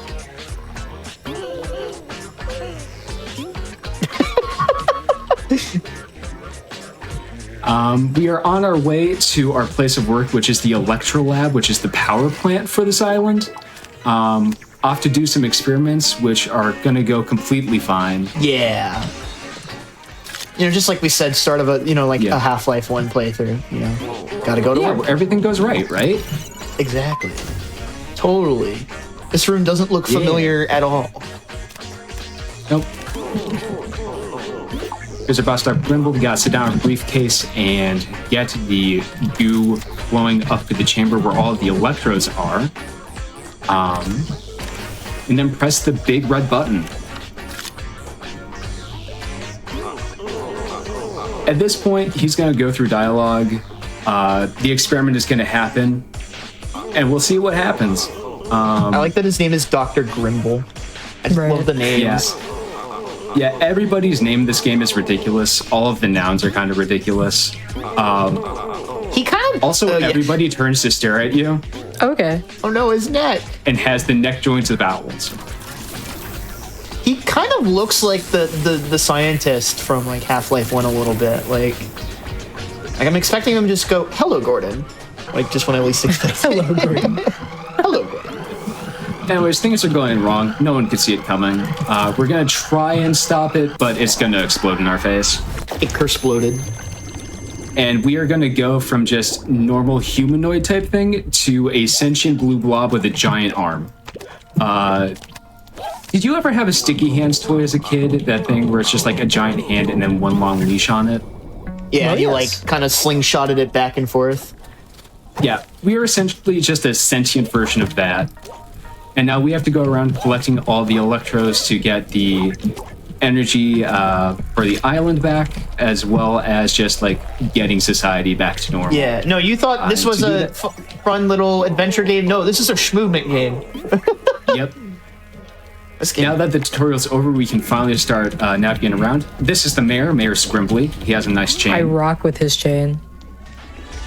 It's so good. I'm gonna turn the map on just to get on the screen. We're gonna start with our first movement type, which is just like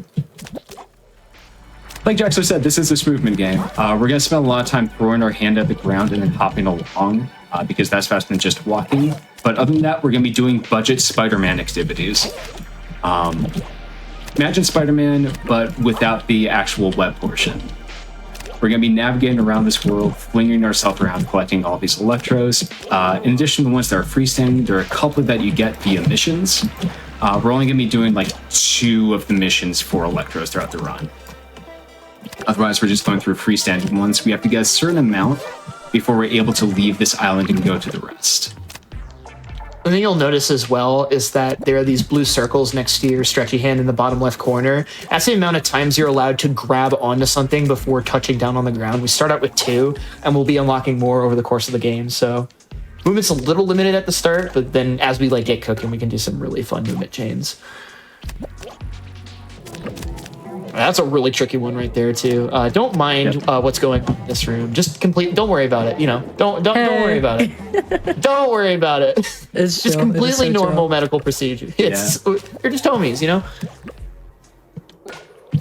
Oh, one of the unfortunate things about this is how much of this game is built on like silly little absurdist moments like that, and you're just flying past them at 1,000,000 miles per hour in the run. I'm trying to get like good cinematography going on things, but is what it is. Thing I should know for any like missions or anything involving dialogue, if we still have movement, we will just start talking to them and then walk away, and then any dialogue will autocomplete, which will save time. So we're going to end up being very rude to a lot of people throughout this run. At this point that we have enough to level up the power plant, we're going to collect a few more before we head out, just to get an advantage for the next time we have to level up. I do need to talk to the doc once before I head out, so they spawn a few more electrodes upon us getting back, as well as grab a blue power-up to extend the amount of times that we can grab. And then we are off to the factory island. Yeah, and there's Tuggo. I love him. He's just a big head. Also, a bit of dialogue that we zoomed past there. Not only do we have to collect enough electrodes, we also have to collect certain artifacts from the environment in order to restore the tree that's at the top of the power plant to properly run things. So we're on our way to grab this island's one, which is the Splish Splasher, or the Splisher, I forget the exact words, which is just a watering can. We need to help this guy display his car for sale by collecting the batteries for the lighting.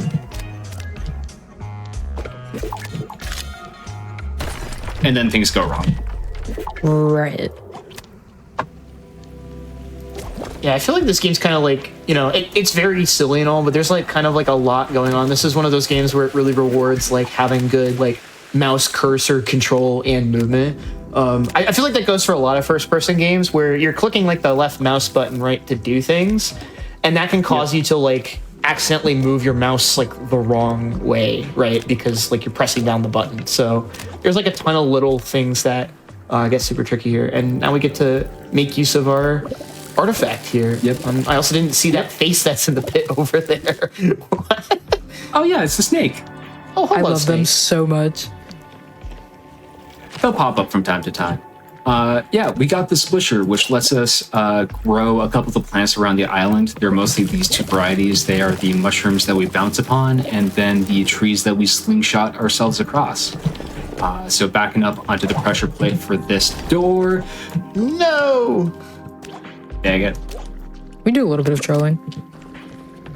Yeah, for some reason, there are some times where, like, the door stays open forever, and then times where it closes immediately, and I don't know what causes that. This game has a fair amount of jank to it. If you haven't noticed, if I'm just, like, spamming, like, even without moving my mouse cursor, it will place the hand in certain different ways. So there's a certain amount of randomness always built into like where I'm grabbing, which means the movement is always a little bit variable. Which you'd think would, like in a speedrunning setting, would be like really like bad, but like it also kind of allows you to express yourself in a way, and like sort of every run feels a little bit different, which is kind of dope. Yep, it involves a lot of like immediate response and like Course correction. Yeah. This is the other mission we're doing. This boss is angry at his worker for not throwing away all the trash fast enough, so we're going to start taking over for him. But then he's going to ask us to do a whole bunch of other things.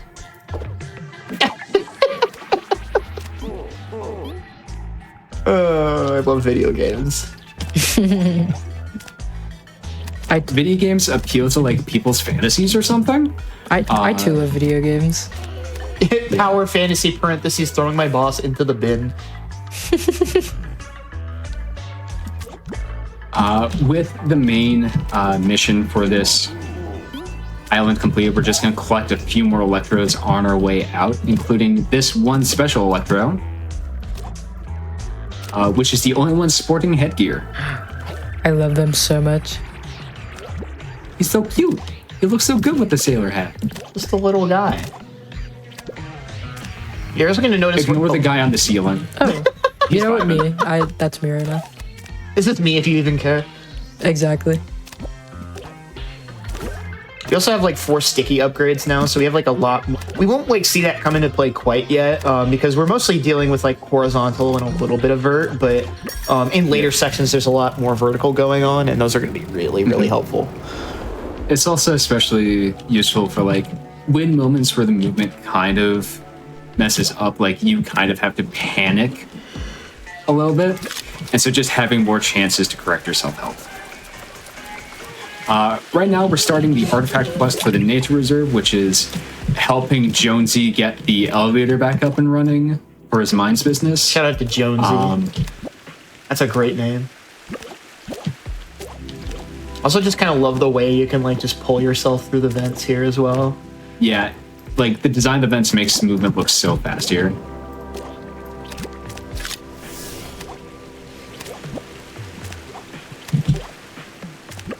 And now we're up and down our next artifact, which is the Bleep Blooper.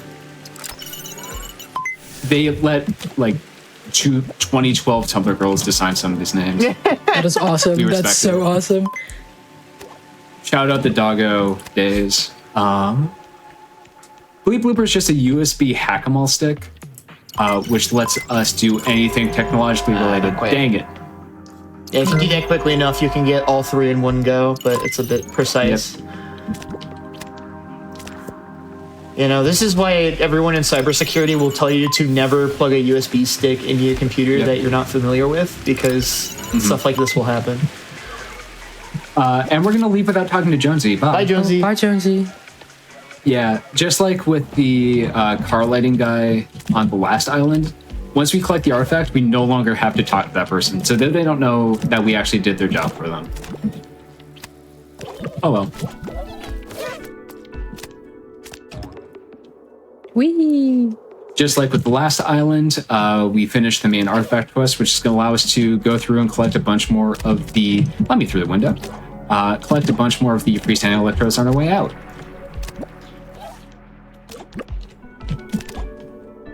So I have a question for you, Wojo. In addition to like the electros, for like something for like 100%, is there anything else that like you need to like? Are there any other hidden things you can find in the game, or is it mostly just the electros? So there's a few hidden things. There's like some golden objects that you can find. By the way, shout out to secrets been hidden behind waterfalls, the mark of any good Exactly. Let's go. Exactly.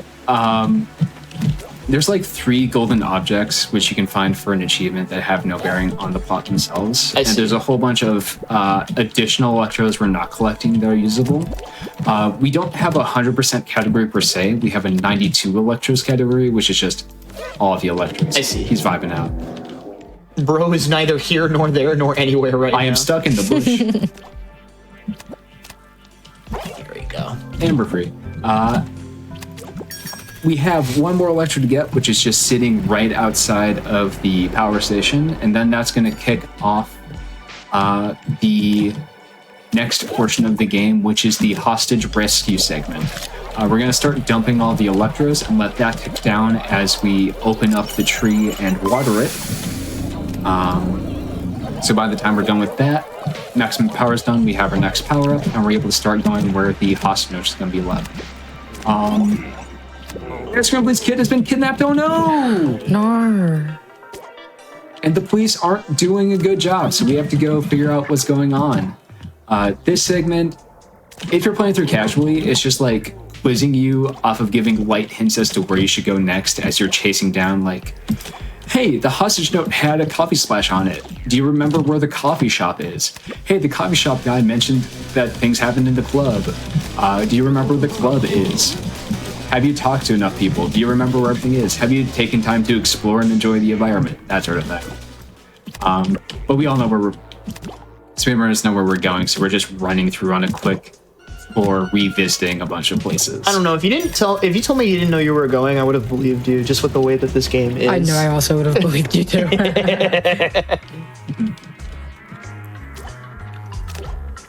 I love this moment where we need to yell at the guy. We just yell through a window and leave. I love this game so much. It's very goofy. And I'm surprised no one runs it too, because the movement just looks so fun. Like, obviously, I was joking at the front, but like, nobody knows this game exists. Other than me, I got the SRC leaderboard set up like last week, finally. I don't remember how I found this game. I was going to ask that, but that also works too. This game is young, so if you want to get in on the ground floor, like, I highly recommend this game. Anyways, the person who kidnapped the kid is actually the person who's running against Mayor Scrimbley for being his replacement, and he not only kidnapped the kid but is trying to steal Town Hall. So we're trying to get up there. nice. Let's go. Normally you have to do a bit of a platforming segment where you grow a bunch of plants in order to like get up to where it's been flying. But if you hustle over, you can get there ahead of time. Yeah, it's a lot trickier than it looks. There's like, it's really easy to bonk your head on like a ceiling. Yeah. And the game's physics doesn't really know how to handle you grabbing a moving object. Yeah. So things get really funky. And you can tell this whole building is like moving right now. Yeah, it's moving. It's a little bit funky movement.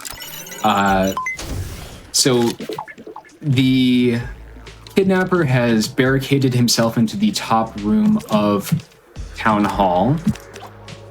And so we have to break into there. I now need to get up to here. Oh, this is interesting. I missed my window, so improv moment, please. I trust. I believe. There we go. Hey, nice save. So we have to, one, launch all the escape pods and then hack all of them so that they open the door for us. Video games will make up reasons for you to do things. I love video games so much.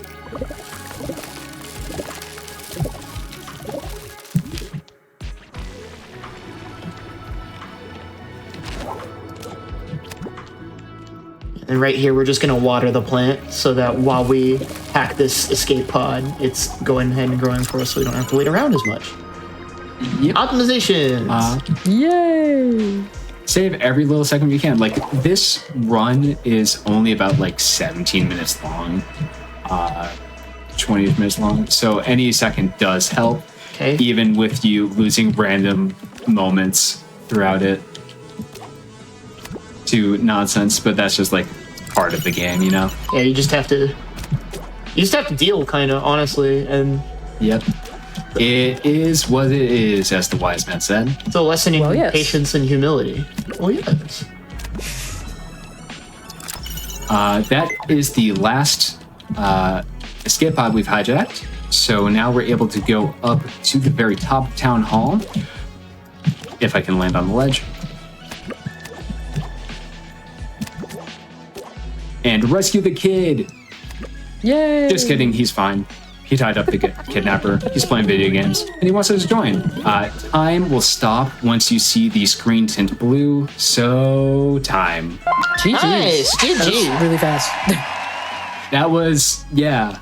That went really, really good, actually. What time did that end up being? It looked, the timer's still going, but it looked to be about an 1840. Not bad. Yeah.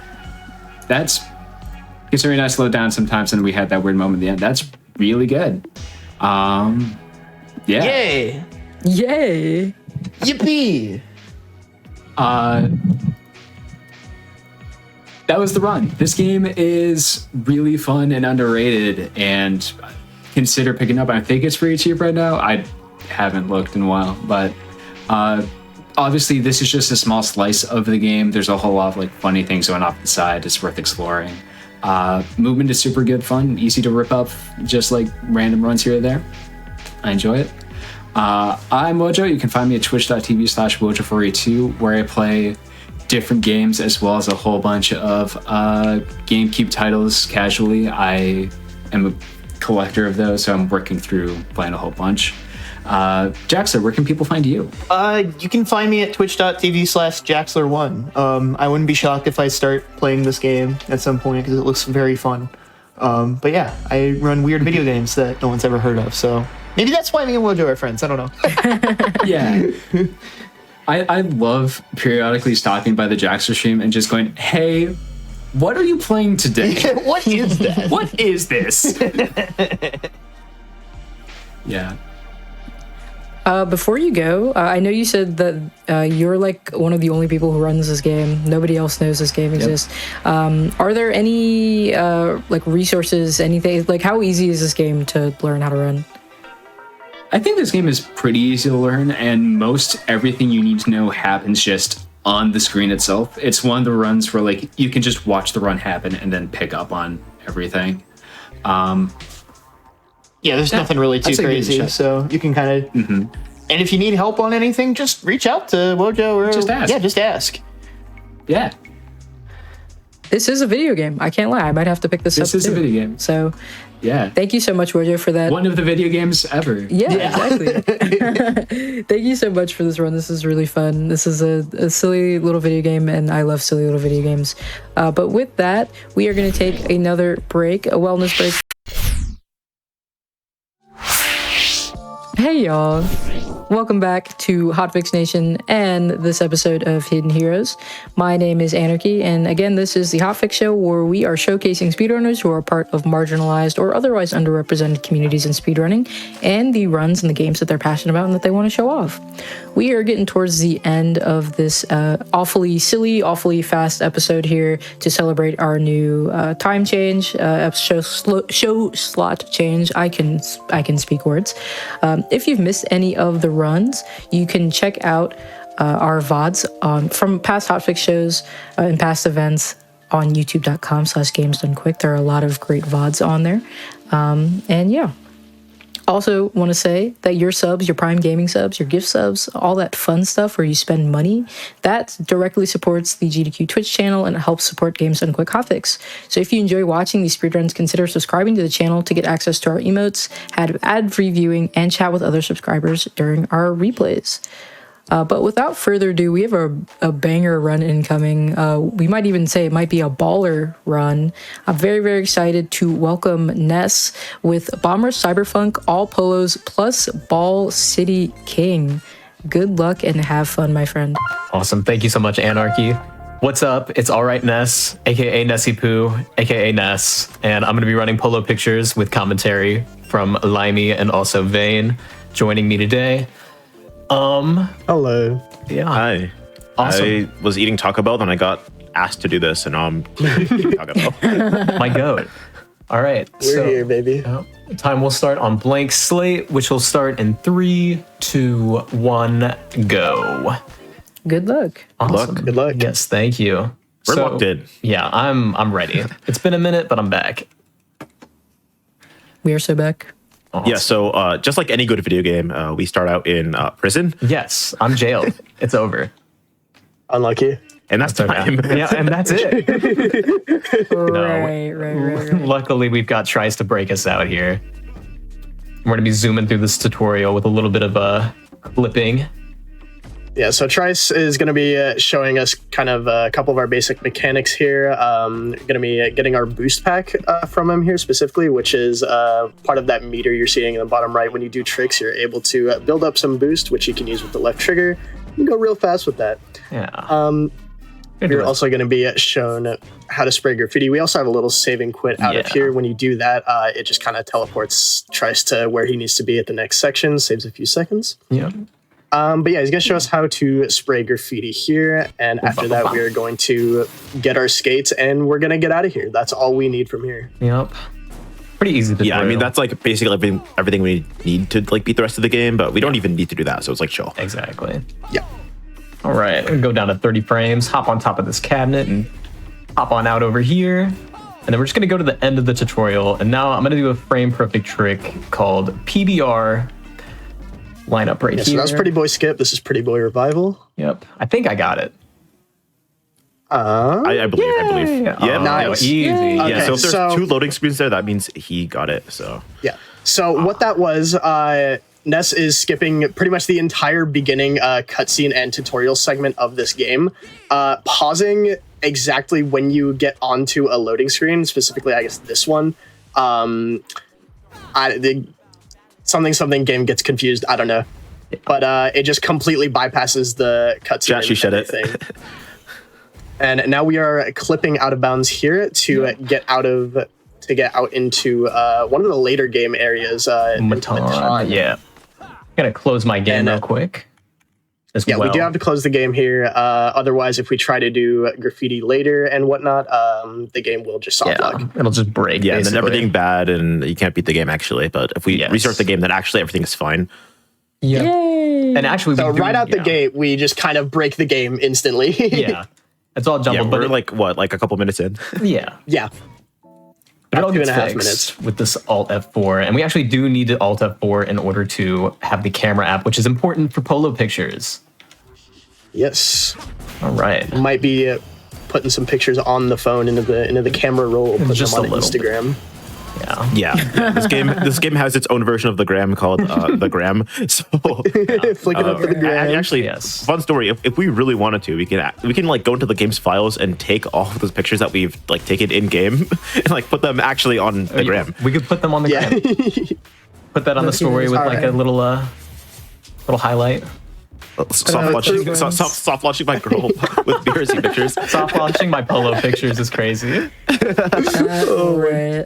But yeah, because we have to do a little bit of story in this run, we're going to be pre-spraying the second area that we normally would go to if we don't count hideout as an area that we go to. Square, so we don't have to get rep later, we can just immediately do the story progress. It's a bit faster to just do it like this right now. Yeah. It's conveniently attached to the baton, yeah. We're going to be where we're actually supposed to be soon, I promise. Yes. Yeah. I do want to mention a chat message that I just saw that is really good. Oh no. Call that new Amsterdam. No, Amsterdam. That's awesome. I love that. Yeah, for those who don't know, the area, like the world that we're in, is called New Amsterdam. Oh. All right. Yeah, this early square graffiti route we've had has been very unchanged since we started doing the sequence break here.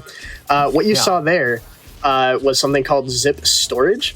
Ness set up for this earlier by touching one of the corners of the billboards there. And when you touch a corner of the billboard, or when you touch a billboard in general, the game tries to set your speed up for a little bit for about 1 frame. So you're not just like super slow on the billboard. But for some reason, when you get on and off of it on the same frame off the corner, that value gets stored. And you can use that speed value to go off of just the side of any other billboard in the game. It's kind of complicated, but you're seeing a bit of it throughout the run. I was going to say, there's going to be a lot of opportunities to see zip storage here. Touch like the edge of billboard, go movement zoomies. Yeah. Actually, fun fact, you can do it without having zips, but it just actually doesn't really make a difference because your speed is so low that it doesn't actually matter. Yeah, you just kind of like reflect off the billboard. It's kind of funny. We're gonna see a pretty cool zip here in a second to get to the story progression graffiti on the other side of this map. Yeah, there's a couple ways that we can do zips. So, like Fane said, we can hit off of the corner. Alternatively, we can just stand on the corner and then jump. And then this is generally going to be more. It's going to give us a more consistent speed, but it like is less common. Yeah. So it's not gonna. It's gonna show up like maybe like once, twice. Yep. Getting some of the train graffiti there. Typically for any rep routing, we just like to grab any graffiti where there's a lot in close proximity, and that train is perfect for that. So now we're getting a little bit into the story. We have this, we are the Bomb Rush crew is who we're playing as, and we have this kind of rival crew over in Versum, the Franks. And we're just... Shout out to Franklins. The hot dog. The hot dog crew. We're gonna spray over all their stuff and kind of show them what's what. We're gonna use that stored zip that we just used on the side of that billboard there to just get right into the main area super quick. That was pretty clean. That was pretty clean. Luckily, no bus to stop me. Cool. And then so the all the traffic is on like a global cycle. That's just kind of like random. Yeah. So I have to pray that you don't just get owned by a car. But here we're gonna see what would be the main gameplay loop for kind of the rest of the game, but we're only gonna really see this once because after chapter 1, we're gonna be off get our start on our photography career. Yeah. But for the game, you just have a set of challenges set out by the Franks or whatever crew member throughout the game that you kind of just have to copy their line or get a certain amount of points, etc. Yeah, and like because this is really early in the game, a lot of them are like, "Yeah, watch this drive. I'm so good," and then it's like. We do this and not even like the same way. Like this is like one where it's like super obviously not in the same way.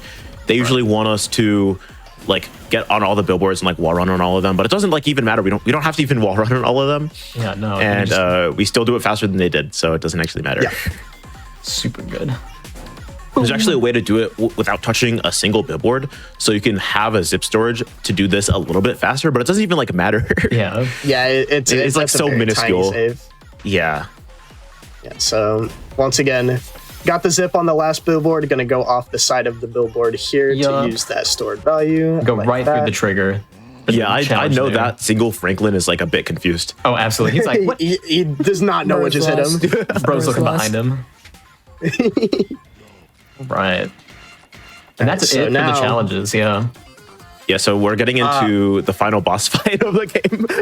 Yeah. Red build. Yeah, so if you've ever seen graffiti platformers. I'll say there's like a 3D platformer subgenre. Oh, you're missing 2 rep, buddy. How am I missing 2 rep? You forgot to jump down on the like hard corners challenge. Oh my goodness! All right, check this out. Lock Watch in, this buddy. drive. Watch this drive. Oh my gosh! Okay, that's a beast mode. Just Clap that just up. went beats mode. Sorry. All right, now we're Physics good. props in this game are not easy to work with. That is Yeah, little that is Doing that kind of off rip precise. is super difficult. Yeah. yeah, Yeah. cute little prop jump. Aw. All right, here. One more time. Watch this drive. So it'll back up. All right. Yeah. There we go. That's what it was There we go. supposed to look like. We're good.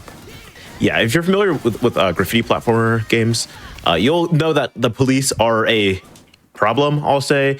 And this boss fight is just like the dude that runs the police with like a bunch of guys and also like a helicopter. This is like 10 minutes in the game. This is a helicopter. But we're doing a little bit of an exploit here where we What just happened jam there? ourselves into the corners, like kind of walk into it, and we're just barely outside of Rietveld's their Herm nav mesh. So Yeah. as like a safe lock, basically. The fight just ends and we can Yep, and continue we can on just and go right have back to crew fun. battle. yeah. Yep. Super easy. Usually that fight is like 3 phases. Yeah, right? yeah. It's like 3 waves. Yeah, Yeah, it you is. can It just- is quite a lot. Very It's quite tedious. Past all of it. Yeah. So now we're sometimes into the Frank's I cut it crew close and I think I don't get it, but I get it every time. Like I don't think I've never not gotten it. Yeah. Yeah, no, it's very forgiving. You have Yeah. a lot of time. But yeah, into the Frank's crew battle here. Is our Yep. gotta show him who's boss, I guess. Yeah. Can you get JD Villa? Oh, I get JD Villa later. Promise. Okay. I actually do have to wait until after chapter 1 to get JD Villa, but I can get more. Yes. Can I here- pretty please ask to get spawning season? That's my Spawning favorite season? one. Oh, of course. Yeah. Vane, do you have any requests? Grab this one too. Those would be my 2, honestly. Yeah, yeah. Gotta get fish. Spawning season specifically. Can you get The fish. what is it called? Hold on, I'm trying to think of what it's called. Which one? In Baton, after you do the initial race to get to the strip, and the reward from that. Oh, no. That's crazy. Right. Yeah. I also No. just do want to mention that it is very easy to beat the Franks here, and also just Yeah. kind of the rest of the game if you know how scoring works. But like specifically for the Franks, you can get the score you need in like seconds. Yeah, super quick. Yeah, on my first playthrough, I like started like mashing my face against the controller, and like I still won. So Yeah. But yeah, now we're just kind of waiting in this auto scroller for the crew battle. You've noticed I did save zip storage off that top billboard that I zipped off of. That's for the dream that's coming up here in a minute. Yeah. So It'll line up here to do a that's little where you line that up. cutscene I skip like too. look at the other way, and then I face backwards or whatever. I look at the don't know how to little. do this in I that. look at the dude that's chilling on the right. What? Okay. That's Yeah, crazy.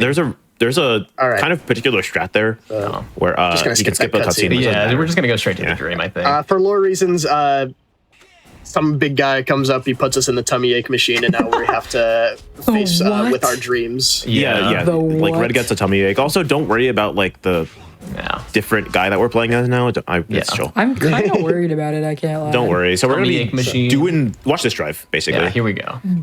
Yeah, so Nesipu has a lot of speed. He's going to hit that boulder Nice. and get zip storage, and then land on this ending rail, and then skip the entire dream, Yep. cutting the total time of the dream literally into like a fifth. Yeah. Easy.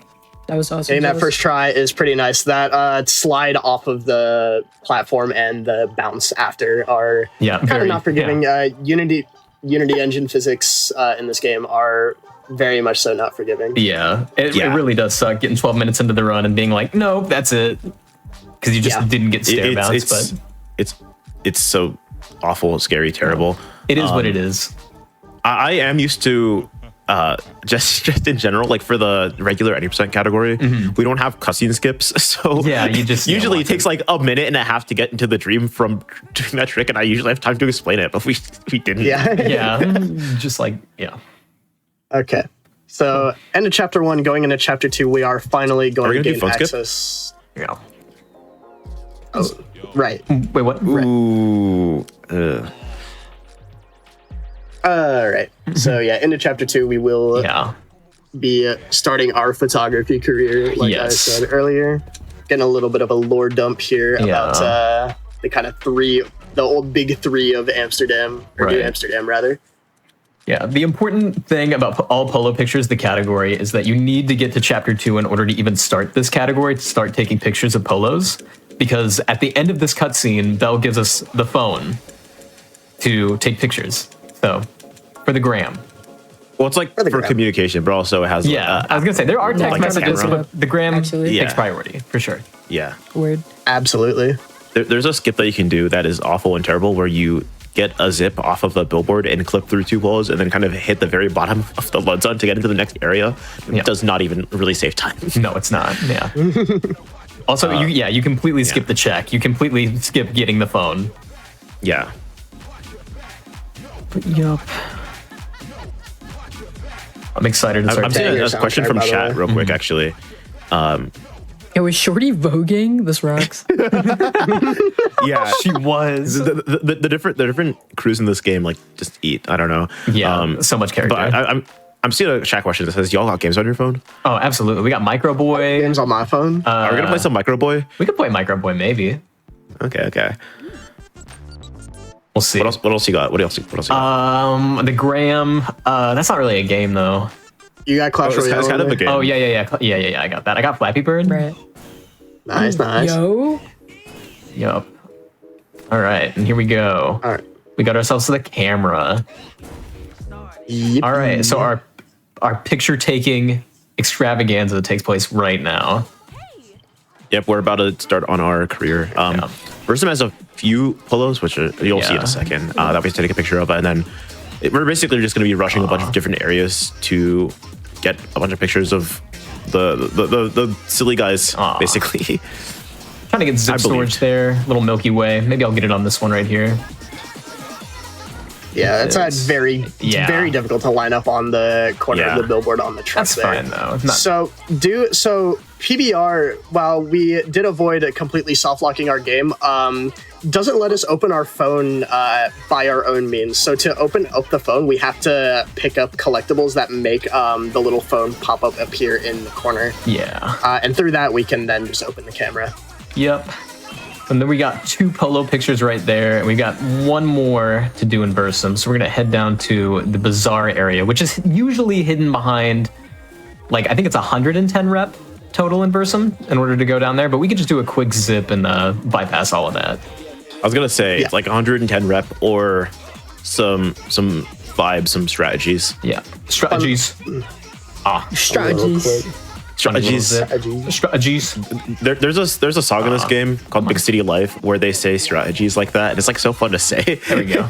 What? Yeah, just a little. So, I didn't know you could do it like that. Yeah, on these sets of quad billboards, you can, if you zip off of a specific kind of spot, you just get more of an upwards launch. Yep. And there's our guy hanging out on the stand. There's man in the stand. Yep. Doing a little quick, saving quick, because we don't want to get stuck back there. The only way to get out of there is by voiding out. So we'll just quit out, and then we'll be back at the original area for Versum.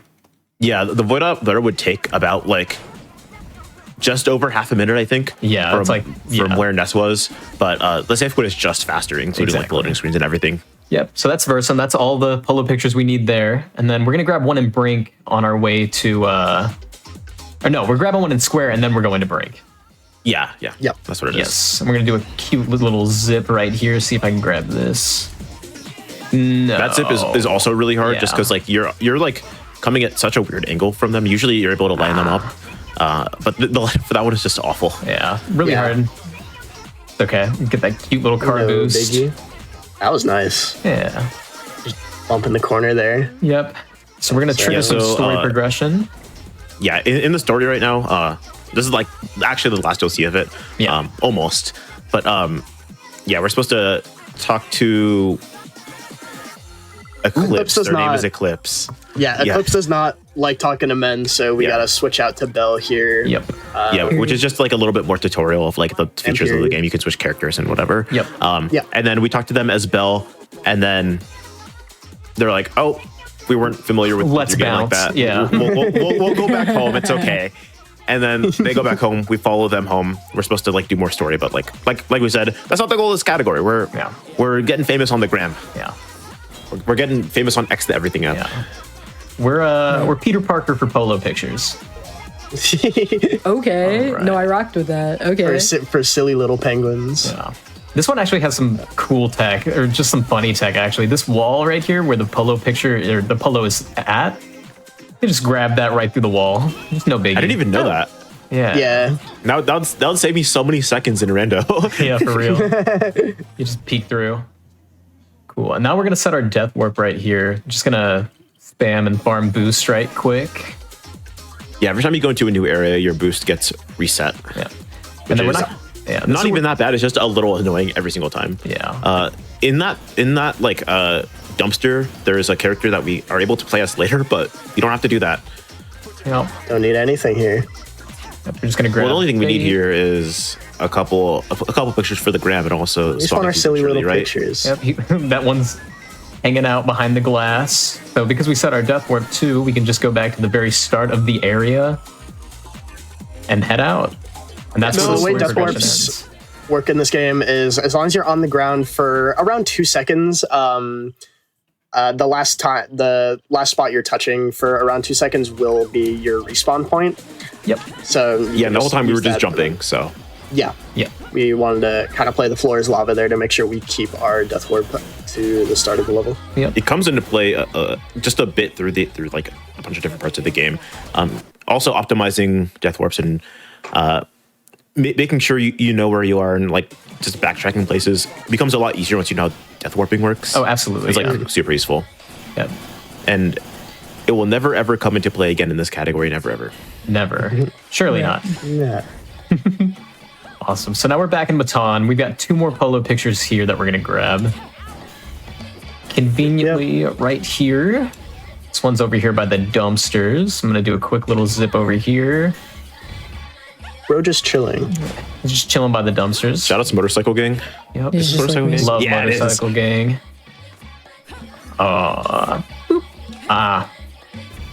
Yeah, there's like a noise that you hear when if you like successfully get the picture of, Yeah, of like there you the, go. the That penguin. noise, yeah. A little jingle. Let's see if I didn't mess That up one's my annoying. dashboard. That one's annoying to try and get while trying to keep the death warp. Yeah. We're good though. We got it. Cool. And then we'll hop over here. We'll do up dog. What's to up, the- dog? What's up, dog? We'll go to the very end. Oh, Ooh, ooh, just biffed it. That's okay. Should be All back good. where we were. yeah, up dog is just a bit difficult. Definitely went too wide. It's just getting this specific zip, weaving through buildings, and then Okay. hitting like the little vent that usually you can do to like get a big jump. Yeah. But you go off of it at a high speed, and it just like puts you up. But sometimes you hit it a little bit too high, and it just like Yeah, there puts we you go. through. That's what you want. All right, Then we going got off of the vent there. we Yeah. got bro chilling Again, right Unity, there. Unity physics moment can be a little unforgiving. Yeah. No biggie though. We got it. All right. Pretty quick. And that's it for Matan. Now we're going to go to Pyramid, which has the most polo pictures. The highlight. Yeah, this Well, is yeah, this is the basically hangout all- spot. Yeah. Yeah, so there's one spot in Pyramid Island that has more than Yeah. any area so far. It's going to make not a loud noise, but it'll make you'll understand. It's a louder noise, Yeah. but it's not a cause for concern. Yeah. Yeah, But it's just like all the sounds overlay. Yeah. yeah. I'm just a little confused because we need the story progression to get like we need to like do the Flash Prince quest to get over there. Like, how are we gonna like do Yeah. this? Oh, Like, I'm just Death confused. works Wrong. easy. If we don't touch the floor there, it automatically sets our death point to Pyramid Island, so we can just yeet ourselves Yeah, off the pyramid or off the dock. And Each then, area has like a default like warp. So if you like fall past all of like the death planes and then get to like the big death plane at the very like bottom, Yeah. it'll put you back like in the default location. And the default location is on the Pyramid Island. Yeah. So we're able to get back and like 2 as we need without doing story progression. Yep. And that was the 4 polo pictures we were talking about. I find it That's a apt fun that little pile. Yeah, that pile is called up. Okay. I'm gonna do that to get boost, but yeah. I find it apt good call. that the graffiti next to it is called boom. 5 big booms? Question mark? 5 big booms. 5 big booms. I'm getting flashbacks from like half an hour ago. I just realized, do I have the camera out? I don't think I do. You do not. Let me go grab. I'm gonna make sure. Yeah. Oh, there's one like in 68. the vent like that you just passed. Oh, that's after the challenges. There's Triple X, the bicycle. I'm gonna grab There's Ninja 2 of them 99 there, here, though, right? That's what I thought. Or Devil 68. Wow. Here we go. Now we got the camera back. All right. I think it's because I did graffiti. I think that's why that didn't. Yeah, I was gonna say I'm pretty sure you did graffiti then. All right. And now we're gonna go to maze. All right, so yeah, there's kind of a maze. It's like the Lost Woods if it was like even more evil, like from Ocarina of Time. Right. Okay. Yeah, so there's a way to get over here. Usually we need a bunch of rep, but we can get to the maze by doing a zip off of a billboard and then hitting the side of the pyramid island because it's made of slopes. Yeah. And if we don't go through the platform, then we can get a bunch of speed, like basically just going upwards and make it to the pyramid island. That's supposed to be like way out over there. Hello. Had to flick up real quick. Sorry. Cool. So Yeah, so the detection for these pictures, for these pillows specifically, are very lenient, very lenient. That like they're not even like showing up on the pictures, but we do get the jingles, so it does count. yeah. But they're just all chilling out all over the maze. Yeah. There's like a few more over here. Oh. Want to make sure Do we get to actually see the one that's in the office, or do we just see it? Yeah, we see it at the office. Yeah. We'll grab that Okay, guy. okay. We'll farm some boost a little bit. If you're curious, yeah, these polos are employed. This is their full-time job. Yes. This one works in an office. Yeah, this one's big. Oh, I forgot about the big one. Yeah. Yeah, Oh my goodness. You just like see it. he's chilling. That's the He's homie. big chilling. All right, and here's the office boy. Check that guy out. Look at this dude. We take a meeting, and that's Hard polo at work. pictures. That is all of the pillow Yay. pictures. That's all you needed. And now I'm gonna circle back to Versum. Typically, if you were to start, Ball City King, you would start a new file, you would do PBR and every other trick that we've done so far. But since we're already here, we're just gonna wrap back around to Versum and just knock it out real fast. On the side of trying to jumpstart our photography career, we are also trying to get into the NBA. Yeah, I am LeBron James. We're basically just an entire influencer at this point. Yeah. Right. Trying to be like Mike. Exactly. 100%.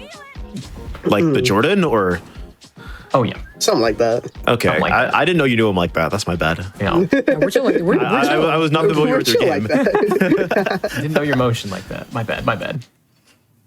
That shouldn't be too hard. Okay, to I get to might Versum. I might be speaking to Shaq at this SGDQ. He might be around. That's awesome. I know it's in Minnesota! Exclamation SGDQ. But I know that there are people in like Minneapolis who have a cardboard cutout of Shaq. So maybe we can. No, we need meet him. this. The legendary crossover. There's one at like a micro center where I live. I could get up some hijinks. So I mentioned it a little bit earlier near the beginning when we had to back up that little bit of rep we were missing in chapter 1 with physics props being very finicky. This applies to the basketball. Yeah, get ready. The basketball is Over yes here. a physics prop. That's So awesome. Yeah. we're gonna hole in one. Yeah, we've That got. might be the wrong dude, sport, my but- song's playing. Hold on, wait. This is a banger. We might be cooking. I don't know what song it is, but I'm just gonna assume it's like when you pop champagne or whatever. No, it's Web. Watch your back, Oh yeah. dude. Shout out Watch it Web. back. Love Web. All right, we're gonna try and Web line this is awesome. up just right. That's a little too far. How is for the ball me. moving so much? This isn't even surface. Dude, I know. This thing is like rolling around Playing on on butter. ice. All right, so I'm gonna try and get this in. Let's see if it. No. Oh, nothing. Okay. That was We got good. we got a Okay, few more okay. tries. We're good. We're Run good. it back. For sure. You got time. This ball, I swear. All right. Oh no. Hold up. Yeah, little too this is much. like probably the hardest achievement in the entire game. Yeah. This I've is gotten like all of them. yeah. This is Yeah, an this actual is a Steam achievement. Yeah. Yeah. For for those who don't know, this is a Steam achievement. It is awful, terrible. It is so and bad. sometimes the ball can go through and it won't activate the Steam achievement. Yeah. I had to do this 3 times. Yeah. That's so. Yeah, it's evil. It's super evil. All right. I think my lineup here is good. Yo. Oh my! Dude, I practiced this. Oh man. I trust in the This process. needs to be a check in archipelago, I think. I would. Oh I man. don't think it does. You guys would get actually. soft locked. Eh. every single individual ball is a new check. All right. Come on. Surely. I trust in the process. Chat, send Nessie Poo your energy. Type 1 if you love Nessie Poo. I'm channeling LeBron right now. Oh gosh. Uh-oh. Never mind. You spoke a little too soon. That is not what LeBron would do. I'm sorry, LeBron. Oh my gosh. Get the rebound, it's all good. Unfortunately, this is exactly what it would be like if I tried to play basketball now. Right. I believe in the Nessie Poo basketball arc. All right. If we had like the BSP like basketball season, like you'd like be top half. Oh my gosh. Oh, that's so God. close. Getting rim though, that's pretty good. Yeah, like the fact that these are not all air balls is like super impressive because like Yeah, I'm trying. getting air balls here is the norm. All right. Let's see if I can. This looks good. Oh, let's go. That's it. That's time. Yeah, That's time. We did that. You Let's go. Okay. That's my goat. That's awesome. balling out for sure. Dude, for sure. Yeah, and look at Belle getting this. And we hit a little funky move. Okay, Funky yeah. moves? Right. Man, what more could you ask Right. for? She not even 7 or 9 because she 8. Let's go. You're officially Ball City King. Yes. Awesome. So yeah, that's it. That's all we got. Nessie Poo, where can the people find you? That was so awesome. All right, yeah. The people can find me at twitch.tv/allrightness. You can find me on Blue Sky also at allrightness. I think my Twitter is something different. It's like OKNess. You can find me there. My Discord also allrightness. I stream variety. I'm trying to get back into it. I'm gonna run Katamari here soon, so look forward to that. And also, yeah, shout out my commentators. Shout out Anarchy. Shout out Limey, Vane. If you guys want to give out any shout outs. No, I don't. Okay, yeah, word. All right. I my shoutouts is follow Nessie Poo, please. Oh my gosh. True. Wow, thank you guys. My shout out also follow Nessie Poo, but also I am over on twitch.tv/Vane_SR. I do trying to get back into streaming a bit. I've been kind of off the radar a bit, but I do usually stream kind of just 3D platform, anything that moves, really. I do a slight bit of variety. I'm on Blue Sky on VaneSR and YouTube as well, VaneSR. I just post all my PBs and stuff. But that'll be it. Awesome. Yes. Yeah, any final words from the Ball City King? And I got nothing. Thank you for having me. Thank you for having us. Not even thinking the course. academy? Okay. Oh, sorry. Thank you. Thank you. I'm sorry.